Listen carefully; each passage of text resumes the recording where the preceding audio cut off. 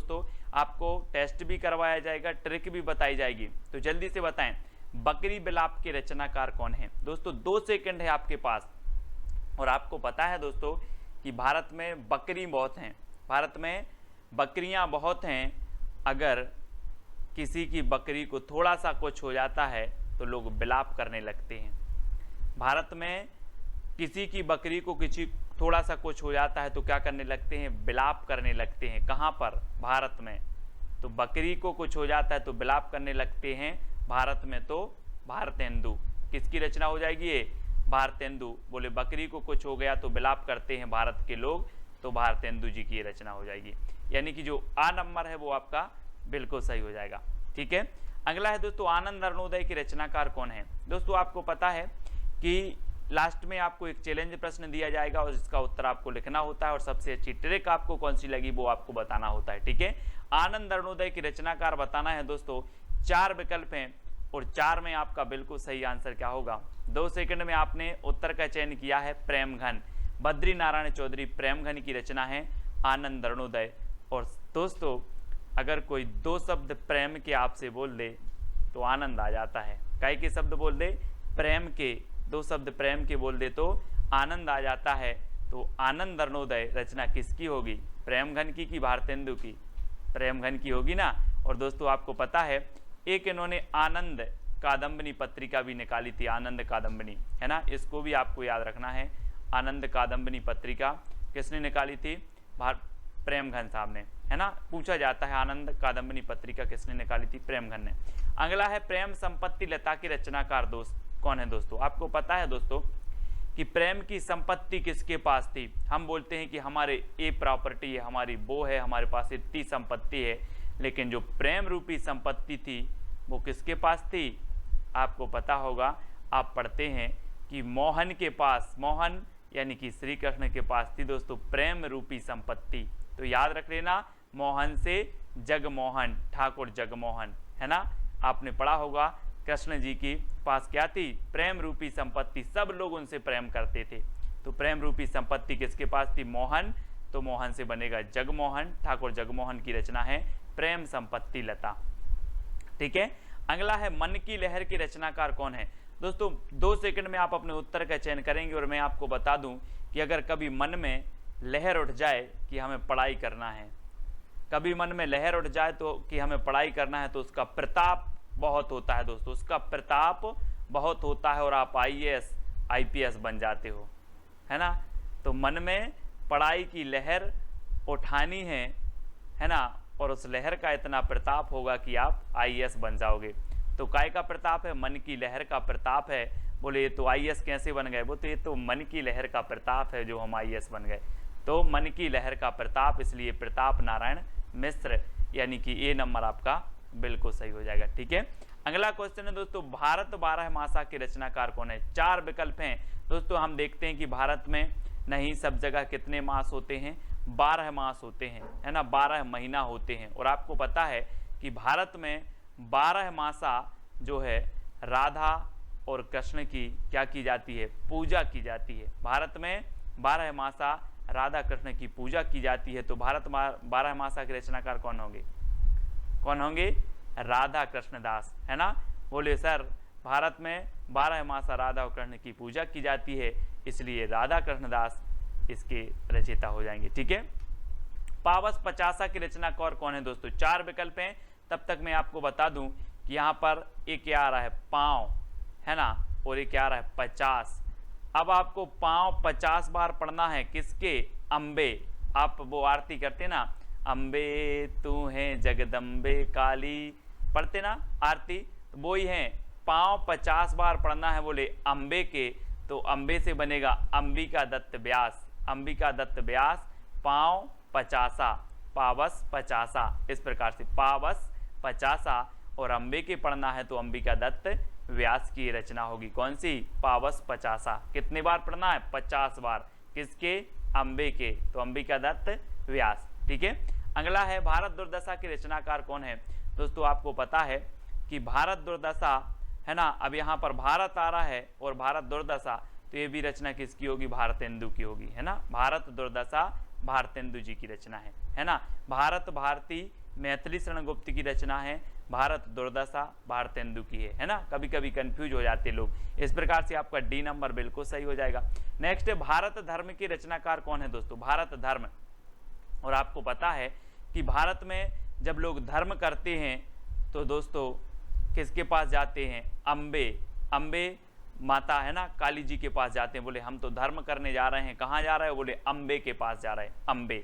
तो भारत में धर्म करते हैं लोग अम्बे के पास जाकर के, तो अंबिका दत्त व्यास है ना, अंबिका दत्त व्यास। भारत धर्म के रचनाकार कौन होंगे, अंबिका दत्त व्यास, यानी सा नंबर आपका बिल्कुल सही हो जाएगा। देश दशा के रचनाकार कौन है दोस्तों, देश दशा। देश दशा बताना है दोस्तों। अब क्या हुआ कि श्री कृष्ण और राधा और कृष्ण सोचते होंगे कि अपने समय में भारत की दशा बहुत अच्छी थी है ना, बहुत प्रेम करते थे लोग। अब देखो देश की दशा कैसी हो गई, देश की दशा कैसी हो गई। कौन सोच रहे हैं, राधा कृष्ण तो राधा कृष्ण दास है ना, राधा कृष्ण दास, देश की दशा है ना। अब याद रख लेना, कभी नहीं बोलना। कौन सोच रहे हैं देश की दशा कैसी हो गई, राधा कृष्ण दास, यानी डी नंबर आपका बिल्कुल सही हो जाएगा। ठीक है, अगला है लोकोक्ति शतक के रचनाकार कौन है दोस्तों। आपको पता है दोस्तों, लोकोक्ति मतलब लोक में प्रचलित जो उक्ति होती हैं, और लोक में प्रचलित जो उक्ति होती हैं इनका प्रताप बहुत होता है दोस्तों। आपने अंदाज किया होगा अपने आसपास पड़ोस में अपने जो बड़े बुजुर्ग होते हैं वो लोकोक्ति फेंक देते हैं, एक आध कुछ होता है और डायलॉग में लोकोक्ति फेंक देते हैं, तो लोकोक्ति का प्रताप बहुत होता है। क्या होता है, प्रताप। तो लोकोक्ति शतक के रचनाकार कौन होंगे, बोले सर लोकोक्ति का प्रताप होता है, इसलिए प्रताप नारायण मिश्र, लोकोक्ति शतक। ठीक है, याद रखेंगे, ए नंबर आपका बिल्कुल सही हो जाएगा। अगला है दोस्तों दशरथ विलाप। दशरथ विलाप के रचनाकार कौन है, 4 विकल्प हैं। और दोस्तों आपको पता है कि जो दशरथ विलाप है, ये दशरथ विलाप भारत के लोगों ने देखा कि अमेरिका के लोगों ने देखा। जब रामायण चल रही थी लॉकडाउन में, तो क्या चल रही थी, रामायण, और रामायण में जब वनवास हुआ राम जी को तो दशरथ विलाप कर रहे थे, और दशरथ विलाप कर रहे थे तो ये भारत के लोगों ने देखा, भारत के जन बच्चों ने देखा। तो दशरथ विलाप के रचनाकार कौन होंगे, भारत के ने देखा तो भारतेंदु है ना, अमेरिका वालों ने तो नहीं देखा है ना, भारत के लोगों ने देखा तो भारतेंदु। ठीक है, अगला है वर्षा विनोद और फूलों के गुच्छा के रचनाकार कौन है। दोस्तों आपको याद रख लेना है, भारतेंदु को भारत से जोड़ना है, बस भारतेंदु को भारत से। और आपको पता है कि भारत में ऐसी वर्षा होती है, ऐसी वर्षा होती है कि पेड़ों में एक फूल नहीं पूरा गुच्छा ही फूलता है ना। भारत में ऐसी वर्षा होती है कि पेड़ों में एक फूल नहीं पूरा फूल का गुच्छा फूलता है।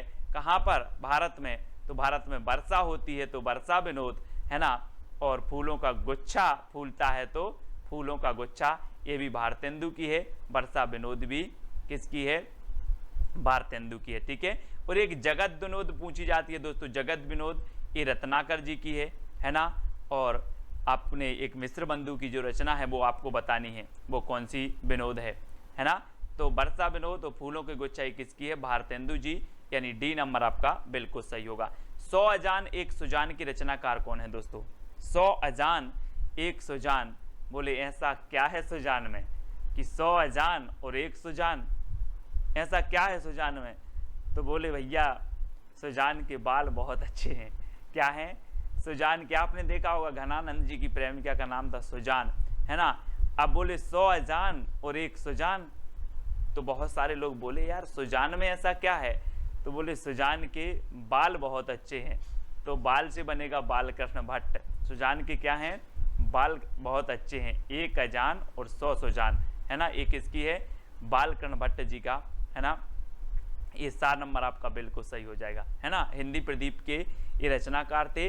तो हमने आपको याद करवाई थी ट्रिक कि प्रदीप के बाल भट्टा से भरत गए है ना। तो प्रदीप, हिंदी प्रदीप, और बाल से बालकृष्ण भट्ट, इस प्रकार से आपको याद रखना है। अगला है दोस्तों नूतन ब्रह्मचारी के रचनाकार कौन है, और 4 विकल्प हैं, 2 सेकंड है। नूतन मतलब होता है नया, नूतन मतलब होता है क्या, नया। अब नया ब्रह्मचारी कौन बनेगा, कोई बालक ही बनेगा, कोई बाल बनेगा है ना।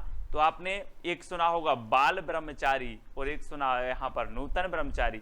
बोले सर कोई नया बाल ब्रह्मचारी बनेगा तो वो बाल बनेगा, तो बालकृष्ण भट्ट, है ना, कोई बालक बनेगा तो बालकृष्ण भट्ट, और इसको बाल ब्रह्मचारी कर दो, बाल ब्रह्मचारी, तो ये बालकृष्ण भट्ट की है नूतन ब्रह्मचारी। ठीक है, ए नंबर, सी नंबर आपका बालकृष्ण भट्ट बिल्कुल सही हो जाएगा। अगला है बाल विवाह नाटक के रचनाकार कौन है? दोस्तों बाल विवाह नाटक, अब यहाँ तो सीधा सीधा है कि यहाँ पर बाल आया है और यहाँ पर भी बाल आ गया, तो बाल विवाह के बालकृष्ण भट्ट हैं, है ना, तो सा नंबर आपका बिल्कुल सही हो जाएगा। ठीक है, अगला है दोस्तों लालित्य लहरी की रचनाकार कौन है? लालित्य लहरी, और 4 विकल्प हैं। और दोस्तों आपको पता है कि कुछ लोग बहुत लालायत रहते हैं, काय के? प्रेम के। आपने वो गाना सुना होगा, कौन सा, कि हायो रब्बा दिल करता है देखो अजब तमाशे हैं, प्यार बांटने वाले देखो प्यार के कितने प्यासे हैं। तो कुछ दोस्तों क्या है, प्रेम के बहुत प्यासे रहते हैं, लालायत रहते हैं, लालायत, तो ये लालित्य से लालायत, है ना, तो लालित्य लहरी, अभी आपने साहित्य लहरी पढ़ी होगी, है ना, लेकिन अब लालित्य लहरी, तो ये लालित्य लहरी से लालायत, बोले लालायत रहते हैं काय के? प्रेम के, तो ये प्रेम की रचना है, प्रेम घन की रचना है, यानी बा नंबर आपका बिल्कुल सही हो जाएगा। ठीक है, लालायत रहते हैं काय के? प्रेम के, तो लालित्य लहरी प्रेम घन की है ना।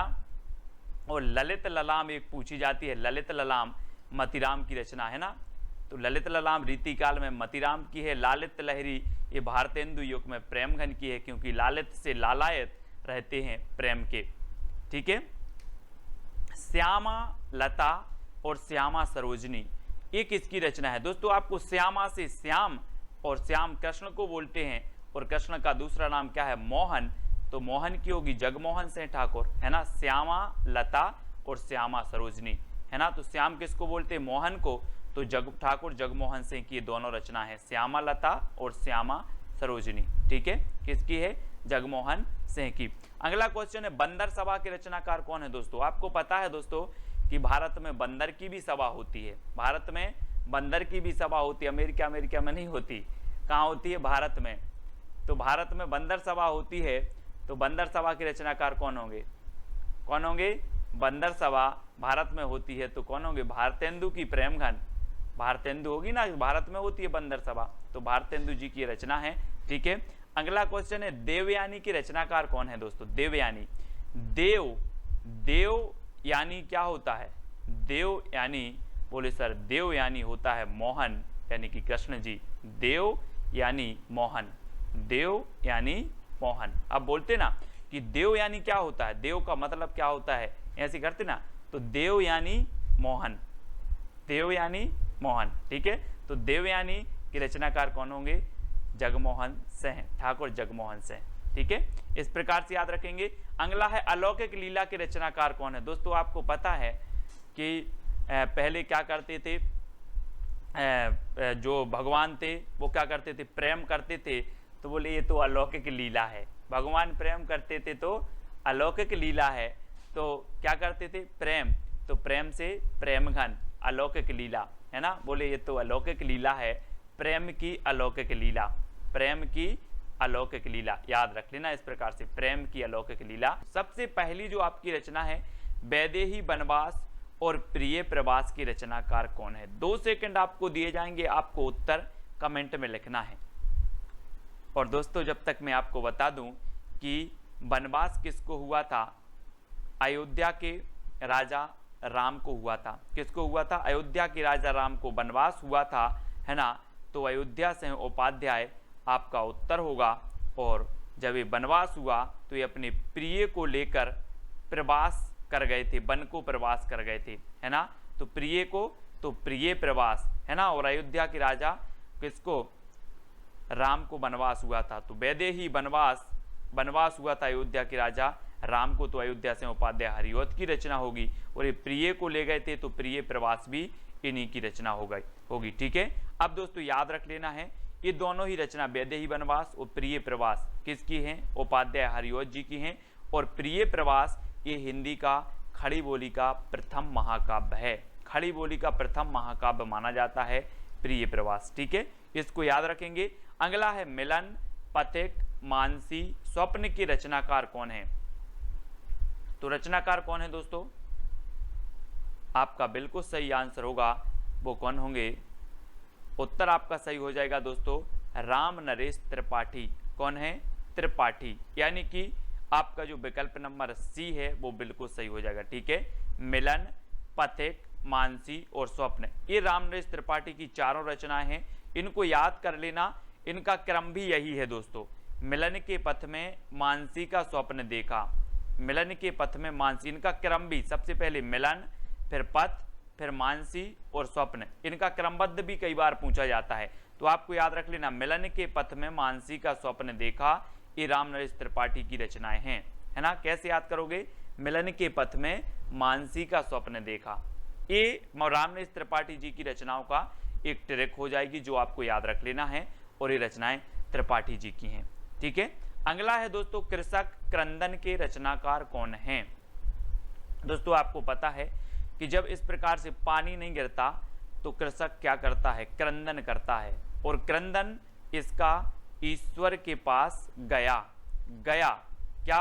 क्रंदन गया, तो क्रंदन गया, तो गया से गया प्रसाद शुक्ल स्नेही, क्रंदन गया तो गया प्रसाद शुक्ल स्नेही, तो कृषक का क्रंदन गया, तो गया प्रसाद शुक्ल स्नेही की रचनाकार जो है कृषक क्रंदन की रचनाकार हो जाएंगे। इस प्रकार से अब कभी भी आपकी रचना पूछेगी, बोली कृषक क्रंदन, तो आपको याद आएगा क्रंदन गया, तो गया प्रसाद शुक्ल स्नेही।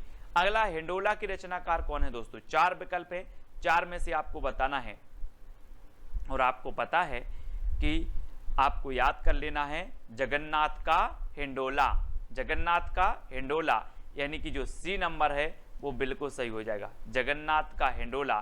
तो हिंडोला रचना और ये किसकी हो जाएगी? जगन्नाथ दास रत्नाकर। ये देखो चित्र में जगन्नाथ का हिंडोला, जगन्नाथ का हिंडोला।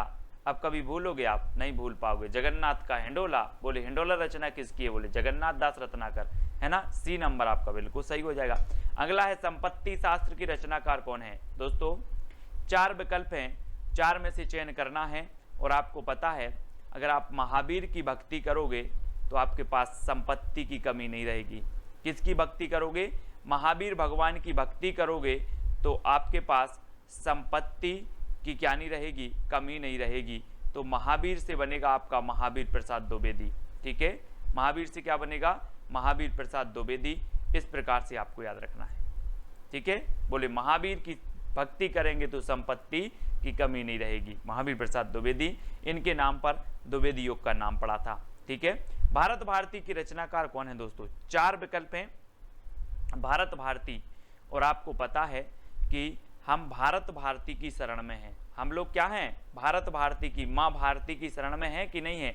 चित्र में देखो जरा, माँ भारती की शरण में है हम लोग, है ना, माँ भारती की शरण में। तो भारत भारती की शरण, तो मैथिली शरण गुप्त, भारत भारती की शरण में है तो मैथिली शरण गुप्त, है ना, शरण गुप्त, मैथिली शरण गुप्त कि इसके रचनाकार हो जाएंगे, है ना। रस कलश के रचनाकार कौन है दोस्तों? रस कलश, ये देखो, रस का कलश औंधा दिया, औंध दिया, है ना, रस का कलश औंध दिया, तो रस कलश के रचनाकार कौन होंगे? औध दिया तो हरिऔध, है ना। रस का कलश हरि के ऊपर औंध दिया, हरि मतलब भगवान, भगवान के ऊपर औंध दिया, तो रस कलश हरि के ऊपर औंध दिया। चित्र में देखो, हरि के ऊपर औंध दिया, है ना, औंध दिया ना, तो हरिऔध, रस कलश रचनाकार हरिऔध की है। ठीक है, अगला है काव्य मंजूषा के रचनाकार कौन है दोस्तों? चार विकल्प हैं, 4 सेकंड में आप उत्तर बताएंगे। ट्रिक भी आपके सामने है कि महावीर का काव्य मंजूषा पढ़ती है। महावीर का काव्य कौन पढ़ती है? मंजूषा पढ़ती है। तो काव्य मंजूषा महावीर प्रसाद द्विवेदी, यानी डी नंबर आपका बिल्कुल सही हो जाएगा। अब महावीर का काव्य मंजूषा पढ़ती है, याद रखेंगे आप, महावीर का काव्य मंजूषा पढ़ती है ना। तो काव्य मंजूषा के रचनाकार जो होंगे वो महावीर प्रसाद द्विवेदी होंगे। अगला है दोस्तों रंग में भंग के रचनाकार कौन है? रंग में भंग, दोस्तों आप रंग बना रहे थे और मैंने मेथी डाल दी, मैथी डाल दी तो आप बोलोगे यार रंग में भंग कर दिया आपने, रंग में भंग कर दिया। क्या डाल दी? मेथी डाल दी तो रंग में भंग कर दिया। तो रंग भंग के रचनाकार कौन होंगे? मेथी डाल दी तो मैथिली शरण गुप्त। रंग में भंग कर दिया मेथी डाल के तो रंग में भंग, ये रचना किसकी होगी? मैथिली शरण गुप्त की। अधिकांश लोगों को पता है, ये नंबर आपका बिल्कुल सही हो जाएगा। ठीक है, अगला है शंकर सरोज और शंकर सर्वस्व के रचनाकार कौन है? अब दोस्तों यहाँ पर शंकर आ रहा है, यहाँ पर भी शंकर आ रहा है, तो उत्तर में भी शंकर आएगा। नाथूराम शर्मा शंकर, शंकर सरोज और शंकर सर्वस्व के रचनाकार कौन है? नाथूराम शर्मा शंकर हैं, यानी यह नंबर आपका बिल्कुल सही हो जाएगा। ठीक है, अगला है राम रावण विरोध की रचनाकार कौन है? दोस्तों राम और रावण का क्या है? एक दूसरे से विरोध चलता था और राम और रावण के विरोध में कोई राय नहीं देना, है ना। मैंने कहा राम और रावण के विरोध में राय नहीं देना, तो कुछ लोग बोले सर राय देवी, अपन तो राय देवी, तो राय देवी। राम रावण के विरोध में अपन तो राय देवी, तो राय देवी प्रसाद पूर्ण। राम रावण के विरोध में राय देवी, तो राय देवी प्रसाद पूर्ण। ठीक है, ठीक है, राम रावण के विरोध में राय देवी, तो राय देवी प्रसाद पूर्ण, सा नंबर इसका सही हो जाएगा। ठीक है, प्रवासी के रचनाकार कौन है? 4 विकल्प हैं दोस्तों। आपको पता है प्रवासी मतलब क्या होता है? प्रवासी पक्षी नाम सुना होगा।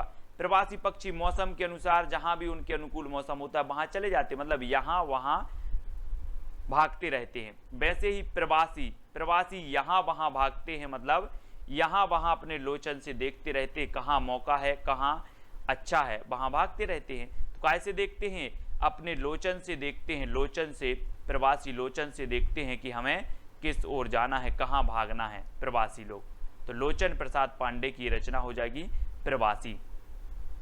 ठीक है, याद रख लेना।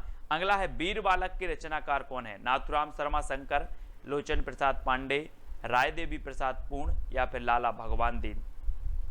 और वीर बालक के जो रचनाकार हैं, आपको पता है दोस्तों कि जब भगवान का जन्म होता है तो वीर बालक के रूप में होता है। आपने देखा होगा, इतनी सारी लीलाएं देखी होंगी, है ना। कृष्ण की ही बात कर लो, कृष्ण जी का जन्म हुआ, भगवान का जन्म हुआ तो वीर बालक के रूप में हुआ। तो भगवान का जन्म होता है तो कैसे होता है? वीर बालक के रूप में। तो वीर बालक के रचनाकार कौन होंगे? लाला भगवान दीन, लाला भगवान दीन, है ना। भगवान का जन्म वीर बालक के रूप में होता है तो वीर बालक के रचनाकार लाला भगवान दीन। ठीक है, अगला है दोस्तों रामचरित चिंतामणि की रचनाकार कौन है? और 4 विकल्प हैं, रामचरित उपाध्याय, लोचन प्रसाद पांडे, राय देवी प्रसाद पूर्ण या फिर लाला भगवान दीन। तो आपको पता है कि रामचरित चिंतामणि यानी कि ये जो रचना होगी वो किसकी होगी? रामचरित उपाध्याय की। रामचरित चिंतामणि के रचनाकार रामचरित उपाध्याय, यानी आपका 1 नंबर बिल्कुल सही हो जाता है। ठीक है, ए नंबर। नेक्स्ट है भारत गीत की रचनाकार कौन है दोस्तों? 4 विकल्प हैं। हमने भारत भारती पढ़ा था, किसका? भारत भारती, अपने मैथिली शरण गुप्त की रचना पढ़ी थी। ठीक है, और ये भारत गीत पूछा गया है तो पाठक लोग क्या करते? भारत के गीत गाते हैं। पाठक भारत के गीत गाते हैं। कौन गाते हैं? पाठक। तो श्रीधर पाठक, तो पाठक भारत के गीत गाते हैं, तो भारत गीत के रचनाकार कौन होंगे? श्रीधर पाठक, यानी सा नंबर आपका बिल्कुल सही हो जाएगा, सा नंबर। ठीक है, अगला है आवाहन की रचनाकार कौन है दोस्तों? आहान जिसे बोलते हो आप, आहान की रचनाकार कौन है? तो वो है बालकृष्ण शर्मा नवीन, है ना। और दोस्तों आज कृष्ण जन्माष्टमी भी है, तो हम कृष्ण का क्या करते हैं? आवाहन करते हैं, कृष्ण जी आओ मेरे मन मंदिर में विराजमान हो जाओ, है ना। इस प्रकार से क्या करते? आवाहन करते हैं, कृष्ण जी आओ और मेरे मन मंदिर में विराजमान हो जाओ। तो किसका आह्वान करते हैं हम? कृष्ण का। तो बालकृष्ण शर्मा नवीन की रचना कौन सी है? आवाहन, है ना, यानी बा नंबर आपका बिल्कुल सही हो जाएगा, बा नंबर। नेक्स्ट है यशोधरा और साकेत की रचनाकार कौन है? 4 विकल्प हैं और 4 में से चयन करना है। और रामचरित उपाध्याय, बालकृष्ण शर्मा नवीन, मैथिली शरण गुप्त, लाला भगवान दीन। तो आपका बिल्कुल सही आंसर होगा दोस्तों कि यशोधरा और साकेत ने मैथिली, है ना। जब 10वीं पास हो जाती है उसके बाद सब्जेक्ट लेना पड़ता है इस प्रकार से। तो यशोधरा और साकेत ने क्या ली? मैथिली। तो यशोधरा और साकेत की रचनाकार कौन होंगे? मैथिली शरण गुप्त, मैथिली शरण गुप्त। अब याद रख लेना यशोधरा और साकेत ने मैथिली, यशोधरा और साकेत ने क्या ली, मैथिली। तो मैथिली शरण गुप्त की रचना होगी। एक खंड काव्य है यशोधरा और ये साकेत महाकाव्य है, इसमें 12 सर्ग हैं, है ना, याद रखना। और 12वें सर्ग में उर्मिला और लक्ष्मण का मिलन भी है। नेक्स्ट है स्वदेशी कुंडल की रचनाकार कौन है। दोस्तों अब अगर कोई कुंडल खरीदना है, किसी को मतलब सोने के कुंडल खरीदना है तो अपन क्या करेंगे, स्वदेशी की राय दोगे कि चाइना के खरीदवा दोगे। स्वदेशी की राय देवी, स्वदेशी की राय देवी। बोले सर अपन तो स्वदेशी की राय देवी, है ना, स्वदेशी की राय देवी। तो स्वदेशी कुंडल राय देवी, राय देवी प्रसाद पूर्ण, स्वदेशी की राय देवी। काई की राय देवी, स्वदेशी की। तो 4 नंबर आपका बिल्कुल स्वदेशी कुंडल के रचनाकार कौन हो जाएंगे, राय देवी प्रसाद पूर्ण।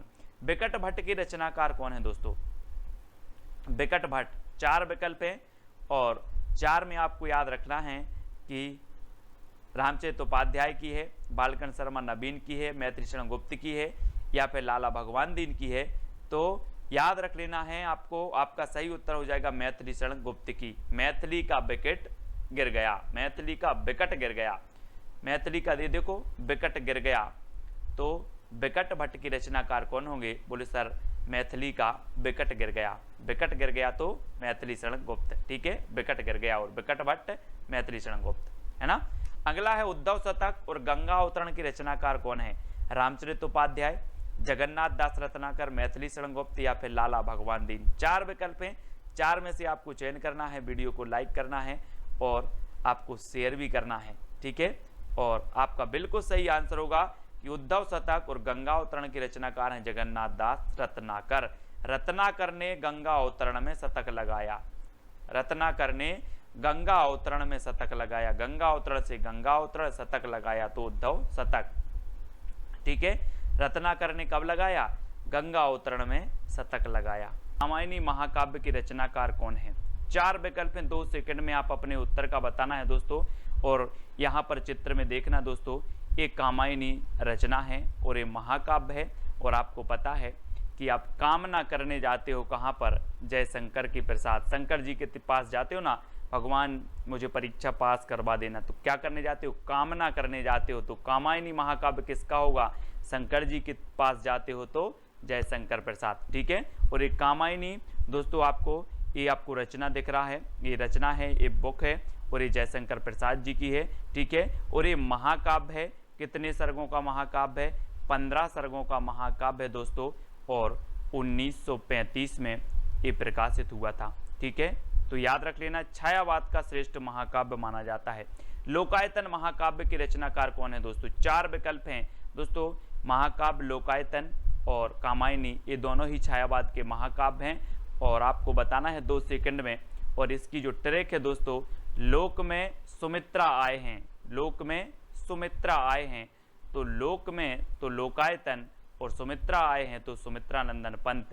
ये सुमित्रा नंदन पंत का महाकाव्य माना जाता है दोस्तों लोकायतन, ठीक है। यानी बी नंबर आपका सही हो जाएगा। आपको ट्रिक याद रखनी है, लोक में सुमित्रा आए हैं, लोक से लोकायतन और सुमित्रा से सुमित्रा नंदन पंत, ठीक है। पल्लव के रचनाकार कौन है दोस्तों। 4 विकल्प हैं, जब तक मैं आपको बता दूं कि जो पल्लव है इसे छायावाद का घोषणा पत्र, छायावाद का मैनिफेस्टो कहा जाता है।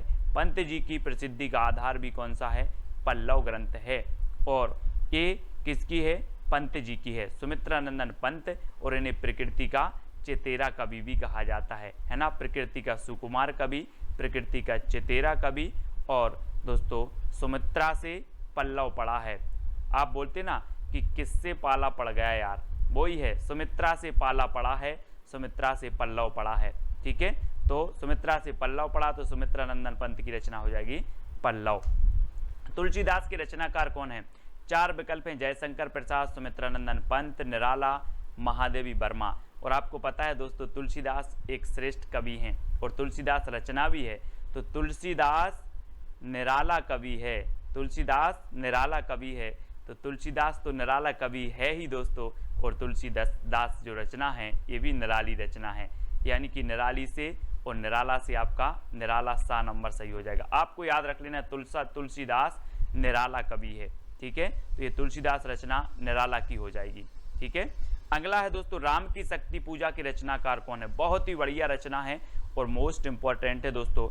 और राम की शक्ति की पूजा कौन करते हैं, निराले व्यक्ति करते हैं, है ना। या फिर राम की शक्ति पूजा निराली है, राम की शक्ति पूजा निराली है, राम की शक्ति पूजा निराले व्यक्ति करते हैं। तो राम की शक्ति पूजा के रचनाकार कौन होंगे, कौन होंगे, निराला, यानी कि जो सा नंबर है वो आपका बिल्कुल सही हो जाएगा। यामा के रचनाकार कौन है दोस्तों, यामा, जैसे कि 1982 में ज्ञानपीठ पुरस्कार मिला था दोस्तों। और आपको पता है कि आप बोलते ना या माँ बोलते किसे, महादेवी को, महादेवी को माँ बोलते हैं। तो ये यामा भी रचना किसकी हो जाएगी, महादेवी वर्मा की हो जाएगी। ठीक है, याद रख लेना। छायावाद की श्रेष्ठ कवित्री हैं दोस्तों, इन्हें आधुनिक मीरा भी कहा जाता है ना। आधुनिक मीरा किसे कहा जाता है, तो महादेवी वर्मा को, है ना। और चित्ररेखा के रचनाकार कौन है। 4 विकल्प हैं, 2 सेकंड है दोस्तों आपके, और आपको बताना है, और आपका बिल्कुल यहां पर सही हो जाएगा। चित्ररेखा ए राम कुमार वर्मा, यानी कि जो सा नंबर है वो बिल्कुल सही हो जाएगा। दोस्तों आपको पता है राम कुमार का चित्र रेखा ने देखा, चित्र रेखा, तो राम कुमार का चित्र रेखा ने देखा, ये आपकी ट्रिक है। तो चित्र रेखा, है ना, चित्र रेखा ने देखा किसका, राम कुमार का। तो चित्र रेखा के रचनाकार कौन होंगे, राम कुमार वर्मा। अब याद रख लेना आप कैसे याद रखोगे, राम कुमार का चित्र रेखा ने देखा, तो चित्र रेखा राम कुमार वर्मा की रचना हो जाएगी। ठीक है, अगला है निहार, रश्मि, नीरजा, सांदगीत और दीपशिखा के रचनाकार कौन है। 4 विकल्प आपके पास, जयशंकर प्रसाद, सुमित्रानंदन पंत, राम कुमार वर्मा, महादेवी वर्मा। इनमें से 2 सेकंड में आपको बताना है कि निहार, रश्मि, नीरजा, है ना, सांदगीत और दीपशिखा। और आपको पता है दोस्तों कि ये पूरी ही रचनाएं किसकी हैं, महादेवी वर्मा की हैं। महादेवी वर्मा, यानी कि 4 नंबर आपका बिल्कुल सही हो जाएगा। अब यहाँ पर देखो दोस्तों, सबसे पहले क्या होता है प्रभात में, सबसे पहले जब हमारा सुबह होता है, प्रभात होता है, तब निहार आता है। निहार यानी कि ओस आता है कि सुबह सुबह की नहीं, ओस आता है, तो निहार आता है, निहार। ठीक है, फिर क्या आती है, रश्मि, यानी कि सूरज की ज्योति आती हैं, तो रश्मि आती है। ठीक है, फिर रश्मि आती है, और फिर दोस्तों नीरजा खिलती है, यानी कि जो है कमल खिलता है ना, कमल खिलता है, तो नीरजा खिलता है। ठीक है, फिर सांदगीत, फिर सांदगीत में हम क्या करते हैं, सांदगीत की बेला आती है, शाम को सांदगीत की बेला आती है, और उसके बाद हम महादेवी को क्या जलाते हैं, दीपशिखा जलाई जाती है, महादेवी को दीपशिखा जलाई जाती है। तो अब याद रख लेना आप, थोड़ा सा अपना मुंह ऊपर करो और देखो कि सबसे पहले प्रभात आता है ना, प्रभात आता है, फिर दोस्तों रश्मि आती है ना, फिर रश्मि आती है, फिर नीरजा खिलता है, फिर सांदगीत गाते हैं, सांदगीत की बेला आती है, और फिर महादेवी के सामने हम दीपशिखा जलाते हैं। तो ये चारों ही रचनाएं जो हो जाएंगी, 5 रचनाएं किसकी होंगी, महादेवी वर्मा की। ठीक है, इस प्रकार से याद रखेंगे। और अगला देखो दोस्तों, नए पत्ते की रचनाकार कौन है। जयशंकर प्रसाद, सुमित्रानंदन पंत, निराला, महादेवी वर्मा कौन है। ये सारी की सारी रचनाएं, ये सारी की सारी जो PDF स्टडी मटेरियल है दोस्तों, वो ज्वाइन मेंबर को ज्वाइन व्हाट्सएप ग्रुप में मिल पाएंगे। ठीक है, नए पत्ते के रचनाकार कौन है, और आपको पता है दोस्तों ये नए पत्ते, है ना, ये किसकी रचना है, सूर्यकांत त्रिपाठी निराला। और आपने पेड़ में देखे होंगे जब नए पत्ते आते हैं तो बिल्कुल निराले पत्ते होते हैं। कैसे होते हैं, निराले होते हैं, नए पत्ते निराले होते हैं। तो नए पत्ते के रचनाकार कौन होंगे, निराला जी। ठीक है, अगला है निर्माल्य एक तारा के रचनाकार कौन है। 4 विकल्प हैं, बहुत ही बढ़िया प्रश्न है। और दोस्तों आपको पता है कि निर्मल एक तारा का वियोगी है, निर्मल एक तारा का वियोगी है। तो निर्मल से निर्माल्य, एक तारा से एक तारा का वियोगी है, सो मोहनलाल महतो वियोगी। ये वियोगी की रचनाएं हैं कौन सी, निर्मल और एक तारा। कैसे याद किया, आपको ट्रिक दी कि निर्मल एक तारा का वियोगी है, निर्मल एक तारा का वियोगी है, तो निर्मल और एक तारा के रचनाकार कौन होंगे, मोहनलाल महतो वियोगी। ठीक है, पंछी और रागिनी के रचनाकार कौन है दोस्तों, गोपाल सिंह नेपाली, सुमित्रानंदन पंत, मोहनलाल महतो या फिर महादेवी वर्मा। पंछी और रागिनी, और प्रश्न क्रमांक 11 में आपका बिल्कुल सही आंसर होगा रागिनी का नेपाली पंछी, रागिनी का नेपाली पंछी। तो रागिनी से रागिनी और नेपाली से हो जाएंगे आपके कौन, गोपाल सिंह नेपाली, और पंछी से पंछी। तो पंछी और रागनी जो रचना है वो किसकी है, गोपाल सिंह नेपाली की। आपको ट्रिक याद रखना है, रागनी का नेपाली पंछी, रागनी का नेपाली पंछी। तो रागनी और पंछी ये गोपाल सिंह नेपाली की रचना हो जाएंगी। ठीक है, अगला है दोस्तों अमृत और विष की रचनाकार कौन है। अमृत और विष 4 विकल्प हैं, और दोस्तों अगर आपने विष को अमृत समझकर पी लिया तो आपका उदय नहीं हो पाएगा। फिर क्या नहीं हो पाएगा, उदय नहीं हो पाएगा। तो अमृत और विष की रचनाकार कौन होंगे, बोले सर हमने विष को अमृत समझकर पी लिया और फिर उदय नहीं हुआ कभी। तो उदय शंकर भट्ट है ना, उदय शंकर भट्ट। और ये एक रचना अमृत और विष अमृतलाल नागर की भी है, कंफ्यूज नहीं होना। और ये अमृत और विष जो रचना है ये किसकी है, उदय शंकर भट्ट की भी है। ठीक है, तो डी नंबर आपका बिल्कुल सही है। कलापी की रचनाकार कौन है, कलापी। दोस्तों यहां पर देखो कला, एक कला लिखा है और आप बोलते हो सर मुझे कला सीखना है। मैंने बोला कितनी कला सीखना है, तो आपने कहा सर मुझे 80 कला सीखना है। कितनी सीखना है, 80। तो कला से कलापी और कला सीखना है कितनी, 80। तो आरसी प्रसाद सिंह, आरसी 80 से आरसी प्रसाद सिंह की रचना है कलापी, कई बार पूछी गई है। अब कभी नहीं बोलना कितनी कला सीखना है, 80 कला सीखना है, 80। ठीक है, अगला है अंतर्ध्वनि की रचनाकार कौन है दोस्तों। अंतर्ध्वनि, अंतर की ध्वनि मतलब अंदर की ध्वनि को जानो, अंतर की ध्वनि को जानना है। तो जानना है तो जनार्दन झा, जनार्दन है ना, अंतर्ध्वनि को क्या करना है, जानना है, जनार्दन, जनार्दन झा द्वैज की रचना हो जाएगी बी नंबर। अंतर्ध्वनि के रचनाकार कौन है आपसे पूछा जाएगा, तो आप बोलोगे सर अंतर की ध्वनि को जानना है तो जनार्दन झा। ठीक है, अगला है मानसी, राका और विसर्जन की रचनाकार कौन है। दोस्तों एक मानसी राम त्रिपाठी जी की भी है।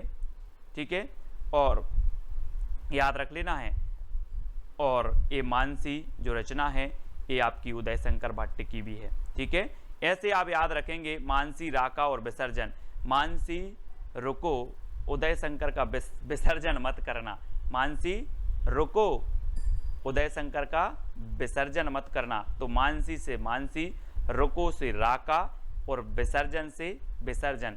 मानसी, राका और विसर्जन है ना, और अमृत और विष, ये 4 रचनाएं इनकी हैं कौन की, उदय शंकर भट्ट की। मानसी रुको, उदय शंकर का विसर्जन मत करना।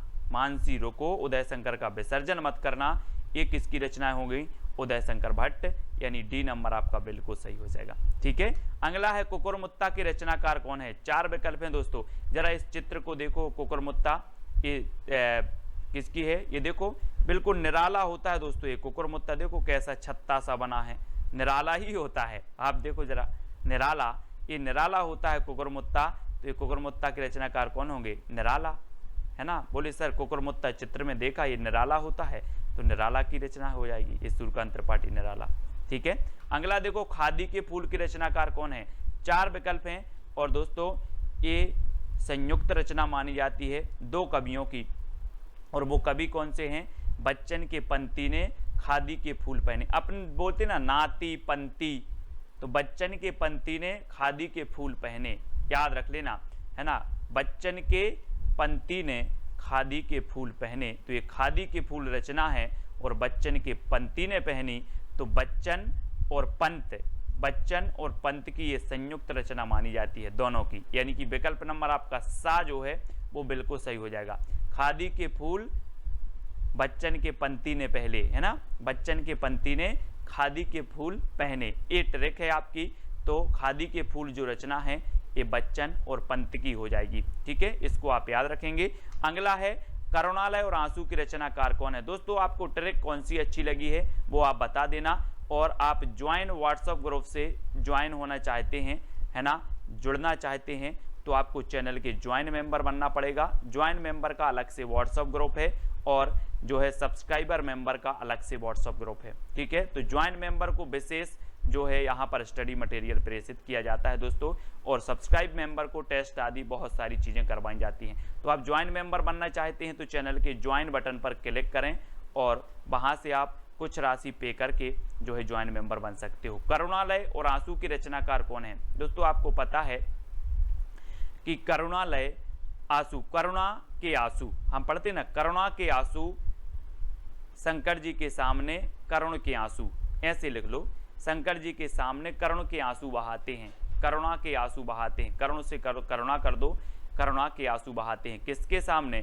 शंकर जी के सामने। तो शंकर जी यानी कि जयशंकर प्रसाद, वैसे तो करुणालय और आंसू सभी को पता होगा, लेकिन याद रख ले कि जो है शंकर जी के सामने करुणा के आंसू बहाते हैं, करुणा के आंसू तो करुणालय और आंसू, ठीक है। इस प्रकार से कामायनी इनकी हम रचना पढ़ चुके हैं, ठीक है। करुणालय भी है, आंसू भी है, झरना भी है और वसी एक इनकी रचना भी है, ठीक है। तो इनको भी आपको याद रखेंगे। और यहाँ पर शंकर जी के सामने करुणा के आंसू बहाते हैं।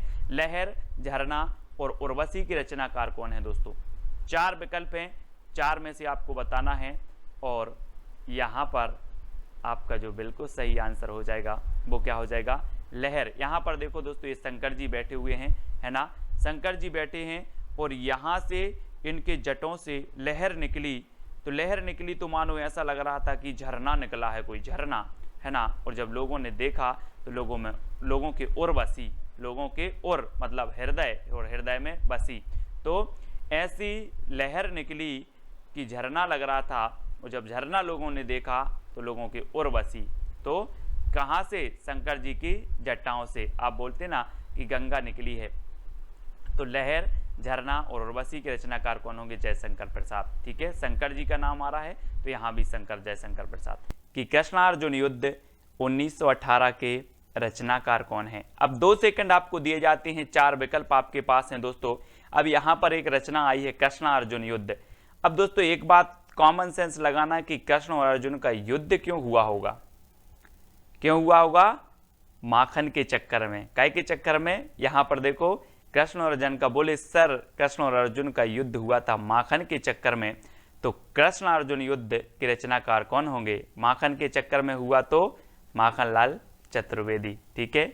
माखन के चक्कर में माखनलाल चतुर्वेदी। इस प्रकार से याद करेंगे, बोले माखन के चक्कर में कृष्ण और अर्जुन का युद्ध हुआ, ठीक है। ये आपकी ट्रिक हो गई। नेक्स्ट है जय हिंद के रचनाकार कौन है दोस्तों? जी हाँ दोस्तों, जय हिंद रचना भी है, 1948 की है। अब आपको बताना इसके रचनाकार कौन है। तो ट्रिक है दोस्तों, सियाराम की शरण में जय हिंद लिखा। किसकी शरण में? यहां पर चित्र में देखो, सियाराम की शरण में जय हिंद लिखा, ठीक है। तो किसकी शरण में? सियाराम शरण गुप्त, ठीक है। ये हो जाएंगे दोस्तों आपको। जय हिंद रचना है इनकी 1948 की रचना है। और आपको पता होगा कि जो सियाराम शरण गुप्त हैं ये मैथिली शरण गुप्त के छोटे भाई थे, अनुज थे, ठीक है। और इनकी रचना है जय हिंद 1948 की। हमने कैसे याद किया कि सियाराम की शरण में जय हिंद लिखा, तो जय हिंद रचना सियाराम शरण की, ठीक है। अगला है कुमकुम 1936 के रचनाकार कौन है? 4 विकल्प हैं दोस्तों, 4 में से चयन करना है। और एक चीज बताना कि कुमकुम एक बिंदी आती है, आपको पता होगा, है ना। कुमकुम एक सीरियल भी आता है, कुमकुम एक बिंदी भी आती है। 4 विकल्प में से आप सही बताना और आपका बिल्कुल सही आंसर होगा दोस्तों बालकृष्ण शर्मा नवीन, है ना। बालकृष्ण शर्मा नवीन कुमकुम। और देखना दोस्तों, आप थोड़ा सा इमेज करना कि ये बाल हैं, यहाँ पर देखो ये बाल हैं, बालों के नीचे आप क्या लगाते हो? कुमकुम लगाते हो, ठीक है। और ये आपकी पलक हैं, दोनों पलकों के बीच में आप कुमकुम लगाते हो। तो बालों के नीचे यानी कि बालकृष्ण भट्ट नीचे कुमकुम लगाते हो तो कुमकुम, और दोनों पलकों के बीच में तो आपलक, पलक के बीच में तो आपलक भी इनकी रचना हो जाएगी, ठीक है। और कौन लगाती है? उर्मिला। कैसे ट्रिक है इसकी?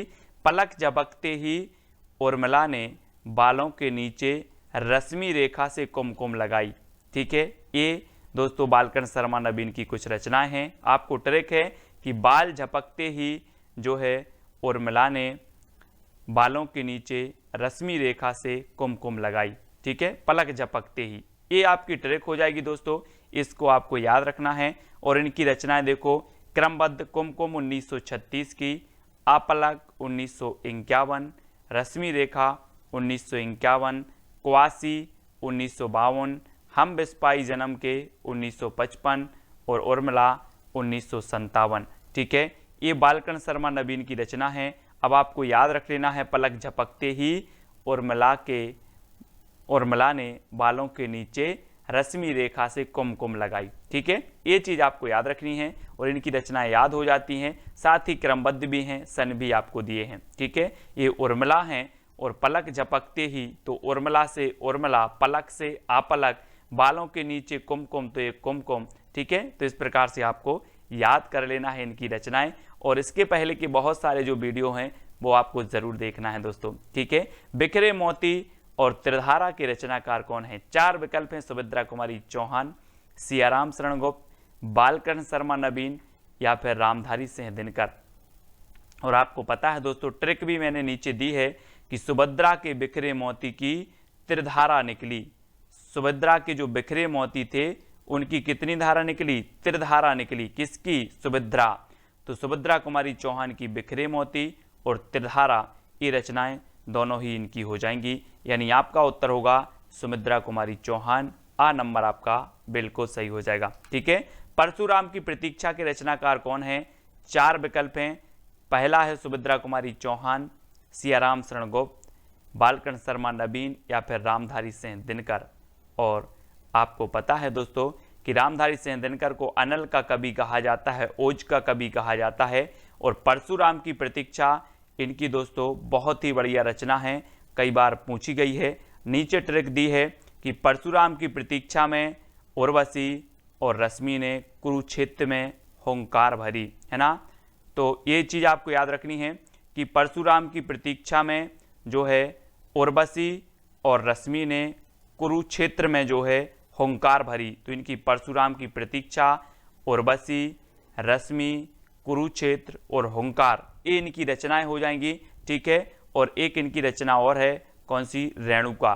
रेणुका भी आपको याद रख लेनी है। ठीक है, इन्हीं की है, दिनकर जी की। और उर्वशी के लिए दोस्तों इन्हें 1978 में ज्ञानपीठ पुरस्कार भी मिला है। ठीक है, तो याद रखेंगे, क्या याद रखना? परशुराम की प्रतीक्षा में उर्वशी और रश्मि ने कुरुक्षेत्र में हुंकार भरी। ठीक है, ये चीज आपको याद रखनी है। हल्दी घाटी के रचनाकार कौन है? हल्दी घाटी के रचनाकार बताना है दोस्तों, मैथिली शरण गुप्त, श्याम नारायण पांडे, बालकृष्ण शर्मा नवीन या फिर रामधारी सिंह दिनकर। और आपका बिल्कुल सही आंसर क्या हो जाएगा? हल्दी घाटी के जो रचनाकार हैं वो हैं श्याम नारायण पांडे। श्याम नारायण पांडे। अब एक चीज याद रख लेना दोस्तों, एक रचना है श्याम सगाई। श्याम सगाई रचना किसकी है? नंददास की रचना है। और श्याम की सगाई में दोस्तों हल्दी जरूर लगेगी। क्या लगेगी? हल्दी लगेगी। तो हल्दी लगेगी तो हल्दी घाटी के रचनाकार कौन होंगे? श्याम। श्याम की सगाई में हल्दी लगेगी। ठीक है, श्याम की सगाई में क्या लगेगी? हल्दी लगेगी। तो हल्दी घाटी जो रचना है वो किसकी होगी? श्याम नारायण पांडे। श्याम आएगा। ठीक है, श्याम नारायण पांडे। और श्याम सगाई ये नंददास की रचना है, ये चीज भी आपको याद रखनी है ना। अब मैं पूछूंगा हल्दी किसको लगेगी? बोले सर श्याम की सगाई में। तो श्याम सगाई, नंददास और हल्दी घाटी, ये श्याम नारायण पांडे। ठीक है, अगला है जीवन संगीत के रचनाकार कौन है? 4 विकल्प हैं दोस्तों। आपको पता है कि जीवन संगीत कब बन जाता है? अगर दोस्तों आप जगन्नाथपुरी चले जाओ तो संगीत जीवन आपका जो है वो संगीत बन जाता है। कहाँ जाना है? जगन्नाथपुरी आपको जाना है तो आपका जीवन संगीत बन जाएगा। और सबसे बड़ी बात है दोस्तों कि यहाँ पर प्रसाद बहुत मिलता है। क्या मिलता है? प्रसाद। तो जीवन संगीत कब बनता है? जब आप जगन्नाथपुरी जाओगे और यहाँ पर प्रसाद मिलता है, तो जगन्नाथ प्रसाद मिलिंद, है ना। प्रसाद मिलिंद, जगन्नाथपुरी में प्रसाद मिलिंद, तो जीवन संगीत बन जाता है ना। इस प्रकार से अब मैं पूछूंगा जीवन संगीत कब बन जाता है, तो आप बताओगे कि सर जगन्नाथपुरी पहुंच जाएं और वहां पर प्रसाद बहुत मिलता है तो जीवन संगीत बन जाता है। ठीक है, तो जीवन संगीत, जगन्नाथ प्रसाद मिलिंद। ठीक है, अगला है ज्वाला के रचनाकार कौन है? 4 विकल्प हैं दोस्तों, मैथिली शरण गुप्त, श्याम नारायण पांडे, जगन्नाथ प्रसाद मिलिंद या फिर केदारनाथ मिश्र। प्रभात आपको पता होगा कि दोस्तों केदारनाथ में जब बाढ़ आई थी तो सभी लोगों ने वहाँ पर जितने लोगों की मृत्यु हुई थी, जितने लोग बह गए थे, कुछ लोग बेघर हो गए थे, है ना, उनके लिए श्रद्धांजलि के लिए क्या जलाई थी? ज्वाला जलाई थी, ज्वाला, है ना। ये देखो यहाँ पर ज्वाला जलाई थी, कहाँ के लिए? केदारनाथ के लिए। तो ज्वाला के रचनाकार कौन होंगे? केदारनाथ मिश्र। प्रभात, अब यहाँ अग्रवाल नहीं जोड़ना, सिंह नहीं जोड़ना, ये केदारनाथ मिश्र प्रभात हैं जिनकी रचना है ज्वाला। ठीक है, ये चीज आपको याद रखनी है।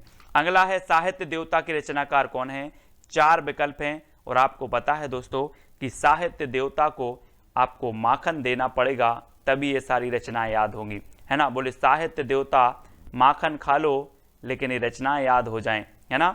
अब सभी लोग माखन खवा देना साहित्य देवता को, तो माखन खवा देना तो माखनलाल चतुर्वेदी, है ना, याद रख लेना। अब साहित्य देवता को प्रसन्न करना है तो माखन खवाना पड़ेगा, माखन, है ना। तो साहित्य देवता के रचनाकार माखन खवाना पड़ेगा तो माखनलाल चतुर्वेदी, 1942 की ये रचना है। अगला है मौर्य विजय के रचनाकार कौन है दोस्तों? 4 विकल्प हैं और आपने रामायण बहुत देखी है। मैथिली शरण गुप्त हैं, श्याम नारायण पांडे हैं, जगन्नाथ प्रसाद मिलिंद हैं या फिर सियाराम शरण गुप्त हैं। और आपको पता होगा दोस्तों कि जब श्री राम विजय प्राप्त करके आए तो इन्हें मौर्य मुकुट लगाया गया। क्या लगाया गया? मौर्य मुकुट लगा गया। किसे? सियाराम को, श्री राम को। ठीक है, तो सियाराम शरण गुप्त की रचना होगी कौन सी? मौर्य विजय। बोले मौर्य विजय प्राप्त करे आए तो मौर्य मुकुट लगाए। देखो चित्र में मौर्य मुकुट लगाया गया, ये क्या करके आए थे? ये दोस्तों विजय प्राप्त करके आए थे। तो सियाराम शरण गुप्त की रचना होगी कौन सी? मौर्य विजय। इसको अब याद रखेंगे। अगला है कैदी और कोकिला के रचनाकार कौन है? मैथिली शरण गुप्त हैं, श्याम नारायण पांडे या फिर जगन्नाथ प्रसाद मिलिंद या माखनलाल चतुर्वेदी। तो आपको पता है दोस्तों कैदी और कोकिला को हमें क्या खिलाना है? माखन खिलाना है। बहुत ही प्रसिद्ध रचना हुई है दोस्तों ये माखनलाल चतुर्वेदी जी की, कैदी और कोकिला, है ना। और कैदी और कोकिला को हमें माखन खवा देना है तो माखनलाल चतुर्वेदी। ठीक है, माखनलाल चतुर्वेदी की रचना है कैदी और कोकिला। ठीक है, अगला है सभा का खेल के रचनाकार कौन है दोस्तों? सभा के खेल। और आपको पता है दोस्तों कि विभिन्न प्रकार की सभा होती है लेकिन कई कई सभा में लोगों के भद्रा भी उतर जाते हैं। अपन बोलते ना सभा में आज उसके भद्रा उतर गए। तो सभा का खेल और सभा में भद्रा उतर जाते हैं तो सुभद्रा कुमारी चौहान। सभा का खेल के रचनाकार कौन होंगे? सुभद्रा कुमारी चौहान, है ना। बोले सर सभा में तो भद्रा उतर जाते हैं तो सुभद्रा, भद्रा से सुभद्रा कुमारी चौहान। ठीक है, डी नंबर आपका बिल्कुल सही हो जाएगा। नेक्स्ट है नूरजहां के रचनाकार कौन है? मैथिली शरण गुप्त, श्याम नारायण पांडे, गुरु भक्त सिंह या फिर सुभद्रा कुमारी चौहान। नूरजहां, और आपको पता है दोस्तों कि नूरजहां आदि के चक्कर में कौन नहीं पड़ते? वो नहीं पड़ते, कौन? गुरु भक्त। गुरु भक्त नूरजहां के पीछे नहीं पड़ते, चक्कर में नहीं पड़ते। कौन? गुरु भक्त लोग, इन्हें सिर्फ भक्ति से काम होता है तो गुरु भक्त से हैं। ठीक है, नूरजहां के रचनाकार कौन होंगे? बोले सर नूरजहां के चक्कर में भक्त लोग नहीं पड़ते, गुरु भक्त नहीं पड़ते तो गुरु भक्त से हैं। ठीक है, इस प्रकार से याद करेंगे और ये सिर्फ याद करने का माध्यम है। ठीक है, अगला है कुड़ाल के रचनाकार कौन है? मैथिली शरण गुप्त हैं, श्याम नारायण पांडे, सोहनलाल द्विवेदी या फिर सुभद्रा कुमारी चौहान। और बहुत ही बढ़िया ये प्रश्न है दोस्तों, कुणाल के रचनाकार कौन है? सोहनलाल द्विवेदी, यानी कि आपका सही उत्तर होगा विकल्प नंबर सी। ठीक है, सोहनलाल द्विवेदी। अगला है आत्म बलिदान के रचनाकार कौन है? मैथिली शरण गुप्त हैं, श्याम नारायण पांडे, बालकन शर्मा नवीन या फिर सुभद्रा कुमारी चौहान। दोस्तों आपको पता है अगर मैं बोलूं कि आप आत्म बलिदान कर दो, बोलो सर मैं आत्म बलिदान तो कर दूंगा लेकिन मेरे बालों के बलिदान की मत बोलना, मेरे बालों की बलिदान की मत बोलना, मैं सब कुछ बलिदान कर दूंगा, बालों के बलिदान की मत बोलना। तो आत्म बलिदान के रचनाकार कौन होंगे? बालकृष्ण भट्ट। बाल की मत नहीं, बाल की मत बोलना, है ना। ठीक है, तो बालकृष्ण भट्ट हमने याद किया था दोस्तों, एक हिंदी प्रदीप की रचनाकार थे बालकृष्ण भट्ट। ये बालकृष्ण शर्मा नवीन है, लेकिन हिंदी प्रदीप के हमने देखे थे कि प्रदीप के बाल भट्टा से भरत गए, है ना। तो प्रदीप यानी हिंदी प्रदीप और हिंदी प्रदीप के संपादक बालकृष्ण भट्ट। उसी प्रकार से आत्म बलिदान तो हम कर देंगे लेकिन बालों का बलिदान की मत बोलना। तो आत्म बलिदान के रचनाकार कौन होंगे? बाल से होगा बालकृष्ण शर्मा नवीन। ठीक है, अगला है तक्षशिला के रचनाकार कौन है? 4 विकल्प हैं और दोस्तों आपको पता होगा कि तक्षशिला विश्वविद्यालय बना था, है ना। और जो तक्षशिला है ये बौद्ध शिक्षा, बौद्ध धर्म से संबंधित था, यहाँ का जो क्षेत्र था। ठीक है, और तक्षशिला का क्या हुआ था? भारत में उदय हुआ था। तक्षशिला का भारत में उदय हुआ था। तो तक्षशिला के रचनाकार कौन होंगे? कौन होंगे? तक्षशिला का उदय यानी कि उदय शंकर भट्ट। ठीक है, उदय शंकर भट्ट, अमृत और विष इनकी एक रचना हमने पढ़ी थी, है ना। अमृत और विष अमृतलाल नागर की भी है, अमृत और विष उदय शंकर भट्ट की भी है ना। तक्षशिला का उदय, ये उदय शंकर भट्ट की रचना है तक्षशिला। अब कैसे याद रखोगे? बोले सर तक्षशिला का उदय, तक्षशिला से तक्षशिला रचना, उदय से उदय शंकर भट्ट इसके रचनाकार। अमीर इरादे गरीब इरादे की रचनाकार कौन है? दोस्तों आपको बताना है, और बहुत ही बढ़िया रचना है। तो आपको पता है कि चाहे अमीर हो चाहे गरीब हो, सबके इरादे माखन खाने के रहते हैं। बोले आज माखन मिल जाता। अमीर हो या गरीब हो, सबके इरादे काय के रहते हैं? माखन खाने के रहते हैं। तो गरीब में अमीर इरादे और गरीब इरादे के रचनाकार कौन है?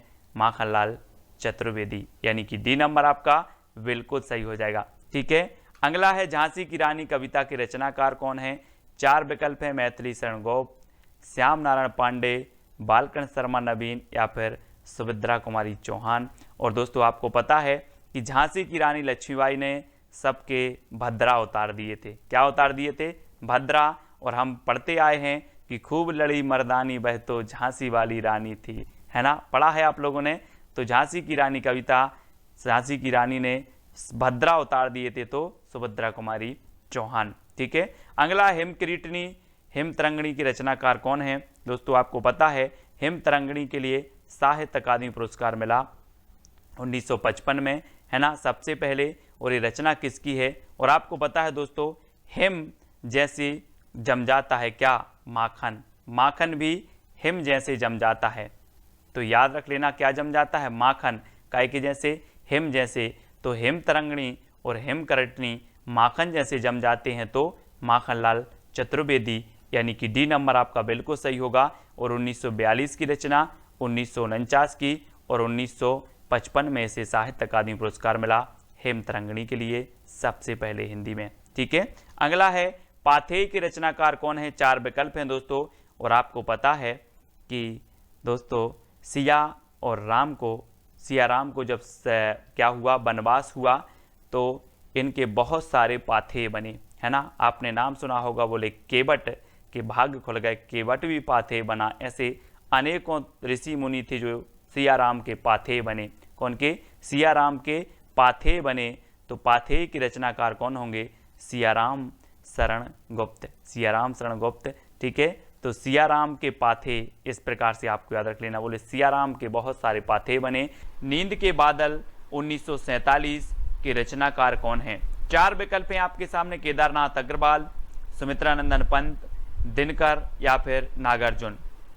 तो आपको पता होगा दोस्तों कि 2013 में केदारनाथ में क्या आई थी? बाढ़ आई थी। केदारनाथ में बाढ़ आई थी, ऐसा लग रहा था कि बादल जो है नींद में सो गए हैं, है ना। तो नींद के बादल कहाँ आए थे? केदारनाथ में। नींद के बादल आए थे केदारनाथ में। तो नींद के बादल के जो रचनाकार होंगे वो कौन होंगे? केदारनाथ अग्रवाल। और यहाँ पर देखो केदारनाथ में नींद के बादल आए और यहाँ पर तबाही मची थी, है ना। तो केदारनाथ में नींद के बादल, इस प्रकार से आपको याद रखना है। ठीक है, अब आपसे कभी भी पूछा जाएगा नींद के बादल के रचनाकार कौन है, तो आप बता दोगे सर नींद के बादल तो केदारनाथ में आए थे, मतलब केदारनाथ अग्रवाल। ठीक है, हिल्लोल के रचनाकार कौन है दोस्तों? 4 विकल्प हैं। और आपको पता है कि केदारनाथ जाना जाता है दोस्तों, शिव का एक धाम है, शिव जी का एक धाम है केदारनाथ। और जब केदारनाथ में बाढ़ आई, केदारनाथ में दोस्तों जब पानी की बाढ़ आई तो हिलोर लग रही थी। देखो चित्र में हिलोर लग रही थी, किसे लग रही थी? शिव जी को हिलोर लग रही थी, शिव जी को। तो हिलोर से हिल्लोल, और हिल्लोल के रचनाकार कौन होंगे? शिव मंगल सिंह सुमन। यानी कि आपका जो विकल्प नंबर सी है वो बिल्कुल सही हो जाएगा, क्योंकि क्या लग रही थी शिव को? हिलोर लग रही थी, हिलोल। ठीक है, इस प्रकार से यानी कि जो सा नंबर है वो आपका बिल्कुल सही हो जाएगा। नेक्स्ट है दोस्तों मिट्टी की बारात के रचनाकार कौन है? त्रिलोचन, शिव मंगल सिंह सुमन, दोनों या फिर नागार्जुन। आपको कमेंट में बताना है। और आपको पता है दोस्तों कि शिव जी की जब बारात निकली तो बाराती जो थे भभूत लगाए थे, मिट्टी की भभूत लगाए थे, है ना। भूत भी बारात में आए थे। तो ऐसा लग रहा था कि जैसे मिट्टी की बारात आ रही हो, जैसे मिट्टी की बारात आ रही हो। किसकी? शिव जी की। तो मिट्टी की बारात ये रचना किसकी होगी? शिवमंगल से समन। और त्रिलोचन भी कहा जाता है दोस्तों किसको? शिव को। तो त्रिलोचन की भी ये रचना है, शिवमंगल से सुमन की रचना है ना? कौन सी? मिट्टी की बारात। तो अब आपको याद रख लेना है मिट्टी की बारात किसकी आ रही थी? बोले सर त्रिलोचन की या फिर शिव जी की। तो शिवमंगल से सुमन और त्रिलोचन। ठीक है, यानी कि आपका उत्तर सी नंबर बिल्कुल सही हो जाएगा। अगला क्वेश्चन है दोस्तों, राह के दीपक 1947 की रचनाकार कौन है? त्रिलोचन, शिवमंगल से सुमन, रांगे राघव या फिर नागार्जुन। तो आपको पता है राह के दीपक कौन बने? राह के दीपक, यहां से देखो जरा चित्र में, श्री राम जी आगे आगे चलकर ये राह के दीपक बने हैं। कौन? राघव, है ना? राघव बोलते हैं ना, रघुपति राघव सीताराम। तो राघव क्या बने? राह के दीपक बने। इस प्रकार से राह के दीपक बने राघव। तो राह के दीपक के रचनाकार कौन होंगे? रांगे राघव। ठीक है, रांगे राघव, यानी कि सा नंबर आपका बिल्कुल सही हो जाएगा। ठीक है, अब दोस्तों आपको लास्ट में वीडियो के बताना है कि कौन सी ट्रिक सबसे अच्छी लगी, है ना? कौन सी रचना आपको सबसे ज्यादा याद हुई है। और इसके पहले के वीडियो अगर आपने नहीं देखे हैं तो वीडियो जरूर देखें। तालाब की मछलियां के रचनाकार कौन है दोस्तों? 4 विकल्प हैं और आपको पता है कि तालाब की मछलियां कौन खा गया? तालाब की मछलियां नाग खा गया। ये नाग है और तालाब की मछलियां नाग खा गया। तो तालाब की मछलियां कौन खा गया? नाग। तो नागार्जुन। ठीक है, नाग से नागार्जुन, यानी कि सा नंबर आपका बिल्कुल सही होगा। तालाब की मछलियां ये रचना किसकी होगी? बोले सर तालाब की मछलियां नाग खा गया। तो तालाब की मछलियां की रचनाकार नागार्जुन। ठीक है, इस प्रकार से याद रखेंगे। और अगला है दोस्तों कदली बन, हंसमाला, मिट्टी और फूल के रचनाकार कौन है? ये प्रगतिवादी रचनाएं हैं। त्रिलोचन है, शिवमंगल से सुमन, नागार्जुन या फिर नरेंद्र शर्मा है। तो आपको बताना है और आपकी सुंदर सी ट्रिक है कि नरेंद्र ने कदली वन में मिट्टी और फूलों की माला बनाई। कहां पर? किसने बनाई? नरेंद्र ने। तो नरेंद्र शर्मा कदली वन में, तो कदली वन मिट्टी और फूलों की, तो मिट्टी और फूल और माला से हंसमाला। ठीक है, तो हंसमाला ये रचना हो जाएंगी किसकी? नरेंद्र शर्मा की। अब याद रख लेना है कि नरेंद्र ने कदली वन में मिट्टी और फूलों की माला बनाई। ये आप याद रखेंगे तो नरेंद्र शर्मा की जितनी भी रचनाएं हैं वो आपको याद हो जाएंगी। ठीक है, अगला है दोस्तों युगवाणी ग्राम्या के रचनाकार कौन है? 4 विकल्प हैं। सुमित्रानंदन पंत जी हैं, शिवमंगल से सुमन हैं, नागार्जुन या फिर नरेंद्र शर्मा है।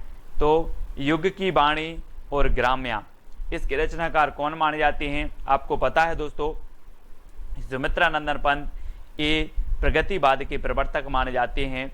और युगांत, युगवाणी ये जो रचनाएं हैं ग्राम्या, ये किसकी हो जाएंगी? ये हो जाएंगी आपकी दोस्तों आपके सुमित्रानंदन पंत जी की।